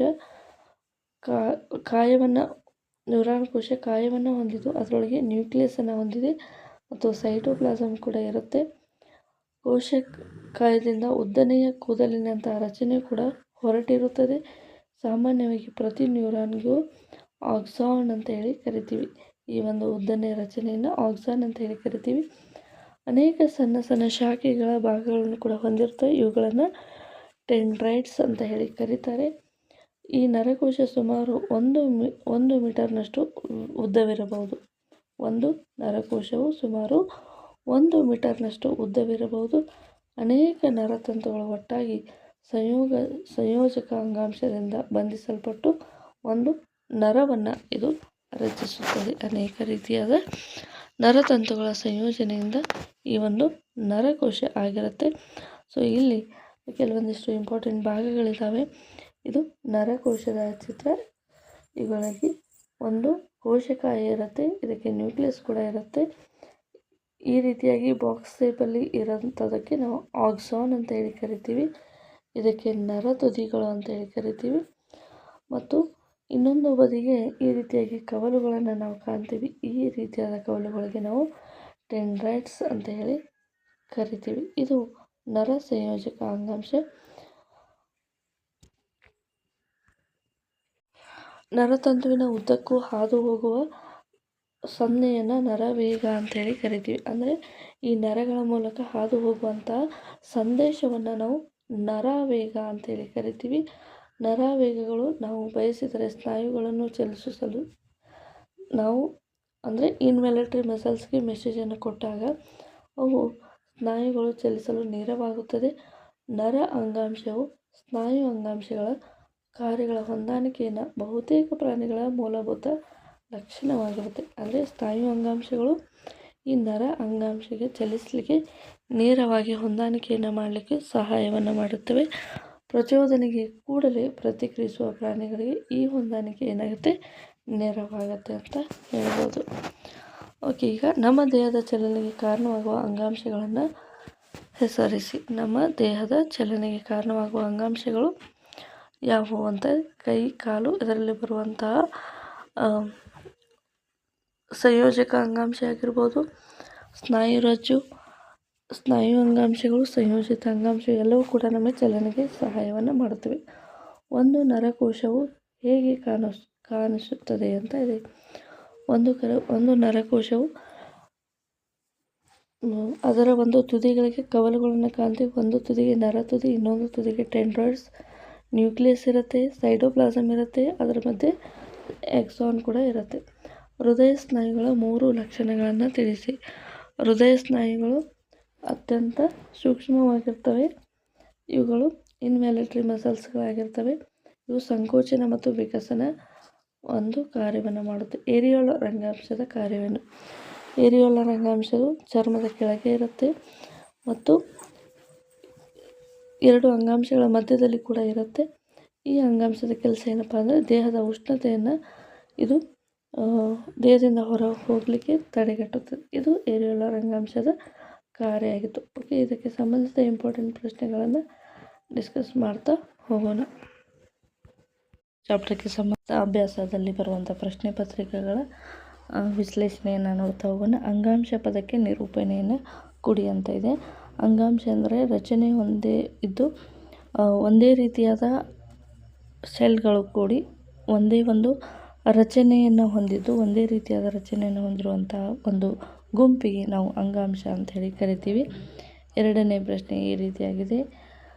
ಎರಡನೇ ಪ್ರಶ್ನೆ, ಎಷ್ಟು ವಿಧದ ಘಟಕಗಳು ಕೂಡಿ ಕ್ಸೈಲಮ್ ಅಂಗಾಂಶವನ್ನು ರೂಪಿಸುತ್ತದೆ, ಅವುಗಳನ್ನು ಹೆಸರಿಸಿ ಅಂತ ಇದೆ. ಕ್ಸೈಲಮ್ ಅಂಗಾಂಶ ತಂದಾಗ ಸೊ ಇದಕ್ಕೆ ಸರಿಯಾದ ಅಂದರೆ ಕ್ಸೈಲಮ್ ಅಂಗಾಂಶವು ಟ್ರೆಕಿಡ್ಗಳು, ನಾಳಗಳು, ಕ್ಸೈಲಮ್ ಪೆರೆನ್ಕಿಮ, ಕ್ಸೈಲಮ್ ನಾರುಗಳನ್ನು ಹೊಂದಿರುವಂಥದ್ದು. ಓಕೆ, ಇವು ಸಸ್ಯದಲ್ಲಿರುವಂತಹ ವಿವಿಧ ಕೋಶಭಿತ್ತಿಯನ್ನು ಹೊಂದಿರುತ್ತವೆ. ಬಹುತೇಕ ಇವು ನಿರ್ಜೀವ ಜೀವಕೋಶಗಳಾಗಿವೆ. ಟ್ರಕಿಡ್ಗಳು ಮತ್ತು ನಾಳುಗಳು ಕೊಳವೆಯಾಕಾರದ ರಚನೆಯನ್ನು ಹೊಂದಿರುತ್ತವೆ. ಇವು ನೀರು ಮತ್ತು ಲವಣಗಳನ್ನು ಮೇಲ್ಮುಖವಾಗಿ ಸಾಗಿಸಲು ಸಹಾಯ ಮಾಡುತ್ತೆ. ಇಷ್ಟು ಆನ್ಸರನ್ನು ಬರೆದ್ರೆ ಸಾಕಾಗುತ್ತೆ. ಮೂರನೇ ಪ್ರಶ್ನೆ, ಸಸ್ಯಗಳಲ್ಲಿ ಸರಳ ಶಾಶ್ವತ ಅಂಗಾಂಶಗಳು ಮತ್ತು ಸಂಕೀರ್ಣ ಶಾಶ್ವತ ಅಂಗಾಂಶಗಳಿಗಿಂತ ಹೇಗೆ ಭಿನ್ನವಾಗಿವೆ ಅಂತ ಇದೆ. ಸರಳ ಶಾಶ್ವತ ಅಂಗಾಂಶಗಳು ಏನಾಗಿರ್ತಾವಪ್ಪ ಅಂದರೆ ನಿರಂತರವಾಗಿ ಬೆಳವಣಿಗೆಯನ್ನು ಹೊಂದ್ತಾ ಇರ್ತವೆ. ಇವುಗಳು ಸರಳ ಶಾಶ್ವತ ಅಂಗಾಂಶಗಳು ಸಾಗಾಣಿಕೆ ಕಾರ್ಯವನ್ನು ಮಾಡುತ್ತೆ. ಅಂದರೆ ನೀರು ಮತ್ತು ಲವಣಗಳನ್ನು ಕ್ಸೈಲಮ್ ಅಂತಕ್ಕಂಥದ್ದು ಮತ್ತು ಎಲೆಗಳಲ್ಲಿ ಸಂಗ್ರಹವಾಗಿರುವಂಥ ಆಹಾರವನ್ನು ಅವುಗಳು ಸಸ್ಯದ ವಿವಿಧ ಬೇರೆ ಭಾಗಗಳಿಗೆ ಸಾಗಿಸುವಂಥ ಕೆಲಸವನ್ನು ಸರಳ ಶಾಶ್ವತ ಅಂಗಾಂಶಗಳು ಮಾಡ್ತವೆ. ಸಂಕೀರ್ಣ ಶಾಶ್ವತ ಅಂಗಾಂಶಗಳು ಇವು ಸಸ್ಯಗಳಿಗೆ ದೃಢತೆ ಮತ್ತು ಆಧಾರವನ್ನು ನೀಡುವಂಥ ಕೆಲಸವನ್ನು ಮಾಡುತ್ತವೆ. ಈ ರೀತಿಯಾಗಿ ಇವುಗಳಲ್ಲಿ ವ್ಯತ್ಯಾಸವನ್ನು ಕಾಣಬಹುದು. ಇದಕ್ಕೆ ಸಂಬಂಧಿಸಿದಾಗೆ ಎಕ್ಸಾಂಪಲ್ಗಳು ಮತ್ತು ಅವುಗಳ ಕಾರ್ಯವನ್ನು ಸ್ಪಷ್ಟವಾಗಿ ಈ ಒಂದು ಚಾಪ್ಟ್ರಲ್ಲಿ ನಾವು ಡಿಸ್ಕಸ್ ಮಾಡಿದ್ವಿ. ಹೋಗಿ ಹಿಂದೆ ವಿಸಿಟ್ ಮಾಡಿ ನೋಡ್ಬೋದು. 4ನೇ ಪ್ರಶ್ನೆ, ಪೆರೆನ್ಕೈಮಾ, ಕ್ಲೋರೆನ್ಕೈಮಾ, ಸ್ಕ್ಲೆರೆನ್ಕೈಮಾ ಅಂಗಾಂಶಗಳ ನಡುವಿನ ವ್ಯತ್ಯಾಸಗಳನ್ನು ಅವುಗಳ ಕೋಶಭಿತ್ತಿಯ ಆಧಾರದ ಮೇಲೆ ಪಟ್ಟಿ ಮಾಡಿ ಅಂತ ಇದೆ. ಪೆರೆನ್ಕೈಮಾ, ಕೋಲೆನ್ಕೈಮಾ, ಸ್ಕ್ಲೆರೆನ್ಕೈಮಾ. ಸ್ಕ್ಲೆರೆನ್ಕೈಮಾ ಎನ್ನುವಂಥದ್ದು ಇದು ಏನಾಗಿರುತ್ತೆ ಅಂದರೆ ಸಸ್ಯದ ಅತ್ಯಂತ ಗಟ್ಟಿಯಾದ ಭಾಗ ಇರುತ್ತೆ. ಸೊ ಇವು ನಿರ್ಜೀವ ಜೀವಕೋಶಗಳನ್ನು ಹೊಂದಿರುತ್ತೆ. ಕೋಲೆನ್ಕೈಮಾ ಎನ್ನುವಂಥದ್ದು ಸಸ್ಯದ ನೀರು ಮತ್ತು ಲವಣಗಳನ್ನು ಸಾಗಿಸುವಂಥ ಕೆಲಸವನ್ನು ಮಾಡುತ್ತೆ. ಪೋಯಮ್ ಎನ್ನುವಂಥದ್ದು ಸಸ್ಯಕ್ಕೆ ಬೇಕಾಗಿರುವಂತಹ ಆಧಾರ ಮತ್ತು ಸದೃಢತೆಯನ್ನು ಕೊಡುತ್ತೆ. 5ನೇ ಪ್ರಶ್ನೆ, ಪತ್ರರಂಧ್ರಗಳ ಕಾರ್ಯವೇನು ಅಂತ ಇದೆ. ಪತ್ರರಂಧ್ರಗಳ ಕಾರ್ಯ ಏನಪ್ಪ ಅಂದರೆ ಸಸ್ಯದಲ್ಲಿ ಉಸಿರಾಟವನ್ನು ಇದು ನಿಯಂತ್ರಣ ಮಾಡುತ್ತೆ ಮತ್ತು ಸಸ್ಯದಲ್ಲಿ ಕಂಡುಬರುವಂಥ ಬಾಷ್ಪ ವಿಸರ್ಜನೆ ಇದು ಮಾಡುತ್ತೆ. ಸೊ ಪತ್ರರಂಧ್ರಗಳು ಏನು ಮಾಡುತ್ತೆ ಅಂದರೆ ವಾತಾವರಣದಲ್ಲಿರುವಂಥ ಕಾರ್ಬನ್ ಡೈಆಕ್ಸೈಡನ್ನು ಹೀರಿಕೊಂಡು ವಾತಾವರಣಕ್ಕೆ ಆಕ್ಸಿಜನ್ನ ಕೊಡುವಂಥ ಕೆಲಸವನ್ನು ಈ ಪತ್ರರಂಧ್ರಗಳು ಮಾಡ್ತವೆ. ಬಾಷ್ಪೀಕರಣ ಮಾಡಲಿಕ್ಕೆ ಇದು ಸಹಾಯವನ್ನು ಮಾಡುತ್ತೆ. 3 ವಿಧದ ಸ್ನಾಯುತಂತುಗಳ ನಡುವಿನ ವ್ಯತ್ಯಾಸಗಳನ್ನು ಚಿತ್ರದ ಮೂಲಕ ತೋರಿಸಿ ಬರೆಯಿರಿ. ಸೊ ಸ್ನಾಯುತಂತುಗಳ ಚಿತ್ರವನ್ನು ಬರೀರಿ ಅಂತ ಇದೆ. ಸ್ನಾಯುಗಳು ಯಾವ ರೀತಿಯಾಗಿರ್ತವೆ, ಅವುಗಳ ಒಂದು ಸ್ನಾಯು ಅಂಗಾಂಶಗಳು ಈ ರೀತಿಯಾಗಿದ್ದಾವೆ. ಪಟ್ಟೆ ಸಹಿತ, ಪಟ್ಟೆ ರಹಿತ ಮತ್ತು ಇಲ್ಲಿ ಮೃದು ಸ್ನಾಯುಗಳು, ಹೃದಯ ಸ್ನಾಯುಗಳು ಈ ರೀತಿಯಾಗಿ ಸ್ನಾಯುತಂತುಗಳ ಚಿತ್ರಗಳನ್ನು ವ್ಯತ್ಯಾಸ ಸಹಿತ ಬರೀರಿ ಅಂತ ಇದೆ. ಈ ಚಿತ್ರಗಳನ್ನು ನೀವು ಬರೀಬೇಕು. ಹೃದಯ ಸ್ನಾಯುಗಳ ನಿರ್ದಿಷ್ಟ ಕಾರ್ಯವೇನು ಅಂತ ಇದೆ. ಹೃದಯ ಸ್ನಾಯುಗಳ ನಿರ್ದಿಷ್ಟ ಕಾರ್ಯವೇನಂತ ಅಂದರೆ ಇವುಗಳು ಸಂಕೋಚನ ಮತ್ತು ವಿಕಸನ ಒಂದು ಕಾರ್ಯವನ್ನು ಮಾಡುತ್ತೆ. ಸಂಕೋಚನೆ ಅಂದಾಗ ರಕ್ತ ಹೃದಯಕ್ಕೆ ಬಂದಾಗ ಅದನ್ನು ದೇಹದ ವಿವಿಧ ಭಾಗಗಳಿಗೆ ಸಂಕೋಚನೆ ಮಾಡಿದಾಗ ಅದು ಏನಾಗುತ್ತೆ ಅಂದರೆ ರಕ್ತವು ದೇಹದ ವಿವಿಧ ಭಾಗಗಳಿಗೆ ಸಾಗಾಣಿಕೆಯನ್ನು ಮಾಡುತ್ತೆ. ವಿಕಸನಗೊಂಡಾಗ ಆ ಒಂದು ದೇಹದಿಂದ ಬಂದಿರುವಂಥ ರಕ್ತ ಆ ಒಂದು ಹೃದಯಕ್ಕೆ ಬರುವಂಥ ಕೆಲಸವನ್ನು ಮಾಡುತ್ತೆ. ಅಂದರೆ ದೇಹದ ವಿವಿಧ ಭಾಗಗಳಿಗೆ ರಕ್ತವನ್ನು ಸರಬರಾಜು ಮಾಡುವಂಥ ಕೆಲಸವನ್ನು ಹೃದಯ ಸ್ನಾಯುಗಳು ಕೆಲಸವನ್ನು ಮಾಡುತ್ತೆ. ಇವು ನಿರಂತರವಾಗಿ ಸಂಕೋಚನ ಮತ್ತು ವಿಕಸನ ಕಾರ್ಯವನ್ನು ನಿರ್ವಹಿಸುತ್ತವೆ. 8ನೇ ಪ್ರಶ್ನೆ ಈ ರೀತಿಯಾಗಿದೆ. ಪಟ್ಟೆ ಸಹಿತ ಸ್ನಾಯುಗಳು, ಪಟ್ಟೆ ರಹಿತ ಸ್ನಾಯುಗಳು ಮತ್ತು ಹೃದಯ ಸ್ನಾಯುಗಳ ನಡುವಿನ ವ್ಯತ್ಯಾಸಗಳನ್ನು ಮತ್ತು ರಚನೆ ನಮ್ಮ ದೇಹದಲ್ಲಿರುವ ಸ್ಥಾನಗಳನ್ನು ಆಧರಿಸಿ ಬರೆಯಿರಿ ಅಂತ ಇದೆ. ಪಟ್ಟೆ ಸಹಿತ ಸ್ನಾಯುಗಳು ಅಂತಕ್ಕಂಥದ್ದು ಇವು ಈ ಒಂದು ದೇಹದಲ್ಲಿ ಕಂಡುಬರುವಂಥವ ಐಚ್ಛಿಕ ಸ್ನಾಯುಗಳಲ್ಲಿ ಕಂಡುಬರುತ್ತವೆ. ಐಚ್ಛಿಕ ಸ್ನಾಯು ಅಂದರೆ ನಮ್ಮ ಕಾಲು, ಕೈ ಇವುಗಳಲ್ಲಿ ನಮಗೆ ಇಚ್ಛೆಗೆ ಒಳಪಟ್ಟು ಮಾಡುವಂತಹ ಸ್ನಾಯುಗಳಲ್ಲಿ ಪಟ್ಟೆ ಸಹಿತ ಸ್ನಾಯುಗಳು ಬರುತ್ತವೆ. ಪಟ್ಟೆ ರಹಿತ ಸ್ನಾಯುಗಳು ಅಂದರೆ ಇನ್ವ್ಯಾಲಿಟರಿ ಮಸಲ್ಸ್ಗಳು ಇವು ಹೃದಯ, ಮೆದುಳು ಮತ್ತು ಶ್ವಾಸಕೋಶಗಳಲ್ಲಿ ಇವು ಕಂಡುಬರುತ್ತವೆ. ಹೃದಯ ಸ್ನಾಯುಗಳು ಕೂಡ ಇವುಗಳು ನಿರಂತರವಾಗಿ ಸಂಕೋಚನ ಮತ್ತು ವಿಕಸನ ಕಾರ್ಯಗಳನ್ನು ಮಾಡುವಂಥದ್ದು. ಇವುಗಳ ರಚನೆ ಮತ್ತು ನಮ್ಮ ದೇಹದಲ್ಲಿರುವಂಥ ಸ್ನಾನವನ್ನು ಆಧರಿಸಿ ಈ ರೀತಿಯಾಗಿ ವ್ಯತ್ಯಾಸವನ್ನು ಬರೀರಿ ಅಂತ ಕೇಳ್ತಾ ಇದ್ದಾರೆ. ನರಕೋಶದ ಚಿತ್ರವನ್ನು ಬರೆದು ಭಾಗಗಳನ್ನು ಗುರುತಿಸಿ ಅಂತ 9ನೇ ಪ್ರಶ್ನೆ ಇದೆ. ನರಕೋಶ ಎನ್ನುವಂಥದ್ದು ಇದು ಈ ರೀತಿಯಾಗಿ ಡಯಾಗ್ರಾಮ್ ಬರುತ್ತೆ. ಇದನ್ನು ಕರೆಕ್ಟಾಗಿ ಬರೆದು ಇದರ ಭಾಗಗಳನ್ನ ಗುರುತಿಸಿದ್ರೆ ಇದು ಒಂದು ಇಂಪಾರ್ಟೆಂಟ್ ಆಗಿರುವಂಥ ಡಯಾಗ್ರಾಮ್. ಇದು ಯಾವ ಒಂದು ಎಕ್ಸಾಮಲ್ಲಿ ಕೂಡ ಕೇಳ್ಬೋದು. ಈ ಕೆಳಗಿನವುಗಳನ್ನು ಹೆಸರಿಸಿ ಅಂತ ಇದೆ. ನಮ್ಮ ಬಾಯಿಯ ಒಳಗಡೆ ಆವರಿಸಿರುವ ಅಂಗಾಂಶ ಯಾವುದು? ಅಡಿಪೋಸ್ ಅಂಗಾಂಶ. ಬಾಯಿಯ ಒಳಗೆ ಮತ್ತು ಹೊರಗೆ ಆವರಿಸುವಂಥ ಅಂಗಾಂಶ ಅಡಿಪೋಸ್ ಅಂಗಾಂಶ. ಮನುಷ್ಯರಲ್ಲಿ ಸ್ನಾಯುಗಳನ್ನು ಮೂಳೆಗಳಿಗೆ ಬಂಧಿಸುವ ಅಂಗಾಂಶ ಯಾವುದು? ಅಂದರೆ ಸ್ನಾಯುಗಳನ್ನು ಬಂಧಿಸುವಂಥದ್ದು ಸ್ನಾಯುರಜ್ಜು. ಮೂಳೆ ಮತ್ತು ಮಾಂಸಗಳನ್ನು ಬಂಧಿಸುವಂಥದ್ದು ಅಸ್ಥಿರಜ್ಜು ಅಂತ ಹೇಳಿ ಅಂಗಾಂಶಗಳು ಬರುತ್ತೆ. ಸಸ್ಯಗಳಲ್ಲಿ ಆಹಾರವನ್ನು ಸಾಗರಿಸುವಂಥ ಅಂಗಾಂಶ ಯಾವುದಪ್ಪ ಅಂದರೆ ಫ್ಲೋಯಮ್ ಅಂಗಾಂಶ. ನಮ್ಮ ದೇಹದಲ್ಲಿ ಕೊಬ್ಬು ಸಂಗ್ರಹಣೆ ಆಗುವ ಅಂಗಾಂಶ ಯಾವುದಂದರೆ ಅಡಿಪೋಸ್ ಅಂಗಾಂಶ. ಮತ್ತು ದೇಹದಲ್ಲಿ ಕಂಡುಬರುವಂಥ ಸ್ಥಳಾವಕಾಶದಲ್ಲಿ ಇವು ಆವರಿಸಿಕೊಂಡು ಕೊಬ್ಬು ಸಂಗ್ರಹಣೆ ಆಗುವಂಥದ್ದು. ದ್ರವ ಮಾತೃಕೆ ಹೊಂದಿರುವ ಸಂಯೋಜಕ ಅಂಗಾಂಶ ಯಾವುದು? ದ್ರವ ಮಾತೃಕೆಯನ್ನು ಹೊಂದಿರುವಂಥ ಸಂಯೋಜಕ ಅಂಗಾಂಶ ರಕ್ತ. ಮಿದುಳಿನಲ್ಲಿ ಕಂಡುಬರುವಂಥ ಅಂಗಾಂಶ ಯಾವುದಂದರೆ ನರ ಅಂಗಾಂಶ ಕಂಡುಬರುತ್ತೆ. 11ನೇ ಪ್ರಶ್ನೆ ಈ ಕೆಳಗಿನವುಗಳಲ್ಲಿ ಅಂಗಾಂಶದ ವಿಧಗಳನ್ನು ಗುರುತಿಸಿ ಅಂತ ಇದೆ. ಚರ್ಮ ಇದು ಅಡಿಪೋಸ್ ಅಂಗಾಂಶ. ಮರದ ತೊಗಟೆ ಇದು ಸ್ಕ್ಲೆರೆನ್ಕೈಮಾ. ಮೂಳೆ ಸ್ನಾಯುರಜ್ಜು. ಮೂತ್ರನಾಳದ ಒಳಸ್ತರಿ ಆವರಿಸಿರುವ ಅಂಗಾಂಶ ಯಾವುದಪ್ಪ ಅಂದರೆ ನರ ಅಂಗಾಂಶ. ನಾಳಕೂರ್ಚ ಅಂತಂದರೆ xylem ಮತ್ತು ಫ್ಲೋಯಮ್ ಎರಡನ್ನೂ ಕೂಡಿಸಿ ನಾಳಕೂರ್ಚಗಳು ಅಂತೇಳಿ ಕರೀತಾರೆ. ಪೇರೆಂಕೈಮ ಅಂಗಾಂಶ ಕಂಡುಬರುವ ಭಾಗಗಳನ್ನು ಹೆಸರಿಸಿ ಅಂತ ಇದೆ. ಸಸ್ಯಗಳಲ್ಲಿ ಎಪಿಡರ್ಮಿಸ್ನ ಕಾರ್ಯ ಎನ್ನುವಂಥ ಇದೆ. ಸಸ್ಯಗಳಲ್ಲಿ ಎಪಿಡರ್ಮಿಸ್ ಎನ್ನುವಂಥದ್ದು ಸಸ್ಯದ ವಿವಿಧ ಭಾಗಗಳಲ್ಲಿ ಇದ್ಕೊಂಡು ಬರ್ತಂಥ ಸಸ್ಯಗಳಿಗೆ ಇದು ರಕ್ಷಣೆಯನ್ನು ಒದಗಿಸುವಂಥದ್ದು. ತೊಗಟೆಯು ರಕ್ಷಣಾತ್ಮಕ ಅಂಗವಾಗಿ ಹೇಗೆ ಕಾರ್ಯವನ್ನು ನಿರ್ವಹಿಸುತ್ತೆ? ತೊಗಟೆಯಲ್ಲಿ ಇದು ಏನು ಮಾಡುತ್ತೆ ಅಂದರೆ ತೊಗಟೆ ಮೇಲೆ ಕೆಲವೊಂದಿಷ್ಟು ಅಂಟಾದ ಪದಾರ್ಥಗಳನ್ನು ಹೊಂದಿರುತ್ತೆ. ಇವುಗಳು ವಾತಾವರಣದಲ್ಲಿರುವ ಕೆಲವೊಂದಿಷ್ಟು ಶಿಲೀಂಧ್ರಗಳಿಂದ ಇವು ಸಸ್ಯಕ್ಕೆ ಏನು ಮಾಡ್ತವೆ ಅಂದರೆ ರಕ್ಷಣೆಯನ್ನು ನೀಡುತ್ತೆ. ಈ ರೀತಿಯಾಗಿ ಕೆಲಸವನ್ನು ಮಾಡುತ್ತೆ. ಸೊ ನೆಕ್ಸ್ಟು ಕೆಲವೊಂದಿಷ್ಟು ಮಲ್ಟಿಪಲ್ ಚಾಯ್ಸ್ ಕ್ವಶನ್ಗಳನ್ನು ನೋಡ್ತಾ ಹೋಗೋಣ. ಸೊ ಮಲ್ಟಿಪಲ್ ಚಾಯ್ಸ್ ಕ್ವಶನ್ಗಳು ಈ ರೀತಿಯಾಗಿದ್ದಾವೆ. ಅಂಗಾಂಶ ಎಂದರೆ ಏನು? ಇವುಗಳು ಒಂದೇ ರೀತಿಯಾದ ಕೋಶಗಳನ್ನು ಹೊಂದಿರುವಂಥ ಗುಂಪಿಗೆ ಅಂಗಾಂಶ ಅಂತ ಹೇಳಿ ಕರೀತಾರೆ. ಆಪ್ಷನ್ ಎ ಸರಿಯಾದ ಉತ್ತರ. ಎರಡನೇ ಪ್ರಶ್ನೆ, ಸಸ್ಯಗಳಲ್ಲಿ ಸರಳ ಅಂಗಾಂಶ ಯಾವುದು ಆಗಿದೆ? ಸಸ್ಯಗಳಲ್ಲಿ ಸರಳ ಅಂಗಾಂಶ ಪೇರೆಂಕೈಮ ಆಗಿರುತ್ತೆ. ಮೂರನೇದು, ಕ್ಲೋರೆಂಕೈಮ ಅಂಗಾಂಶದ ಮುಖ್ಯ ಕಾರ್ಯ ಏನು ಅಂತ ಇದೆ. ಕ್ಲೋರೆಂಕೈಮದ ಮುಖ್ಯ ಕಾರ್ಯ ಬೆಂಬಲ ನೀಡುವುದು ಅಥವಾ ಆಧಾರವನ್ನು ನೀಡುವಂಥದ್ದು. ಸ್ಕ್ಲೀರೆಂಕೈಮ ಅಂಗಾಂಶದ ಕೋಶಗಳು ಹೇಗಿರುತ್ತವೆ? ಸ್ಕ್ಲೀರೆಂಕೈಮ ಅಂಗಾಂಶದ ಇವು ನಿರ್ಜೀವ ಜೀವಕೋಶವನ್ನು ಹೊಂದಿರುತ್ತೆ ಅಥವಾ ಸತ್ತ ಜೀವಕೋಶಗಳನ್ನು ಹೊಂದಿರುತ್ತವೆ. xylemನ ಮುಖ್ಯ ಕೆಲಸ ಏನು? xylem ಎನ್ನುವಂಥದ್ದು ಇದು ನೀರು ಮತ್ತು ಖನಿಜಗಳ ಸಾಗಾಣಿಕೆಯನ್ನು ಮಾಡುತ್ತೆ. ಫ್ಲೋಯಮ್ ಯಾವುದನ್ನು ಸಾಗಿಸುತ್ತೆ? ಇದು ಆಹಾರವನ್ನು ಸಾಗಿಸುತ್ತೆ. ಫ್ಲೋಯಮ್ ಎನ್ನುವಂಥದ್ದು ಆಹಾರವನ್ನು ಸಾಗಿಸುವಂಥ ಕಾರ್ಯವನ್ನು ಮಾಡುತ್ತೆ. ಪ್ರಾಣಿಗಳಿಗೆ ಎಪಿಥೀಲಿಯಂ ಅಂಗಾಂಶದ ಕೆಲಸ ಏನು? ಪ್ರಾಣಿಗಳಲ್ಲಿ ಎಪಿಥೀಲಿಯಂ ಅಂಗಾಂಶ ಅಂದರೆ ಇದು ರಕ್ಷಣೆಯನ್ನು ನೀಡುವಂಥದ್ದು. ಎಪಿಡರ್ಮಿಸ್ ಅಂತ ಹೇಳಿ ಕರಿತೀವಿ. ಇದು ಚರ್ಮದ ಕೆಳಭಾಗದಲ್ಲಿ ಕೊಬ್ಬನ್ನು ಸಂಗ್ರಹಣೆ ಮಾಡಿ ಇದನ್ನು ಉಷ್ಣತೆಯಿಂದ ರಕ್ಷಣೆಯನ್ನು ನೀಡುವಂಥದ್ದು.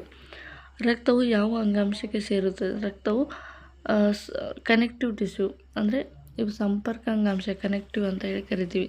ಸ್ನಾಯು ಅಂಗಾಂಶದ ಪ್ರಮುಖ ಲಕ್ಷಣ ಯಾವುದು? ಸ್ನಾಯು ಅಂಗಾಂಶದ ಪ್ರಮುಖ ಲಕ್ಷಣ ಏನಪ್ಪ ಅಂದರೆ ಸಂಕೋಚನ ಮತ್ತು ವಿಕಸನಗೊಳ್ಳುವಂಥ ಕೆಲಸವನ್ನು ಇವು ಮಾಡ್ತವೆ. 10ನೇದು, ನರ ಅಂಗಾಂಶದ ಮುಖ್ಯ ಕೆಲಸ ಏನು ಅಂತ ಇದೆ.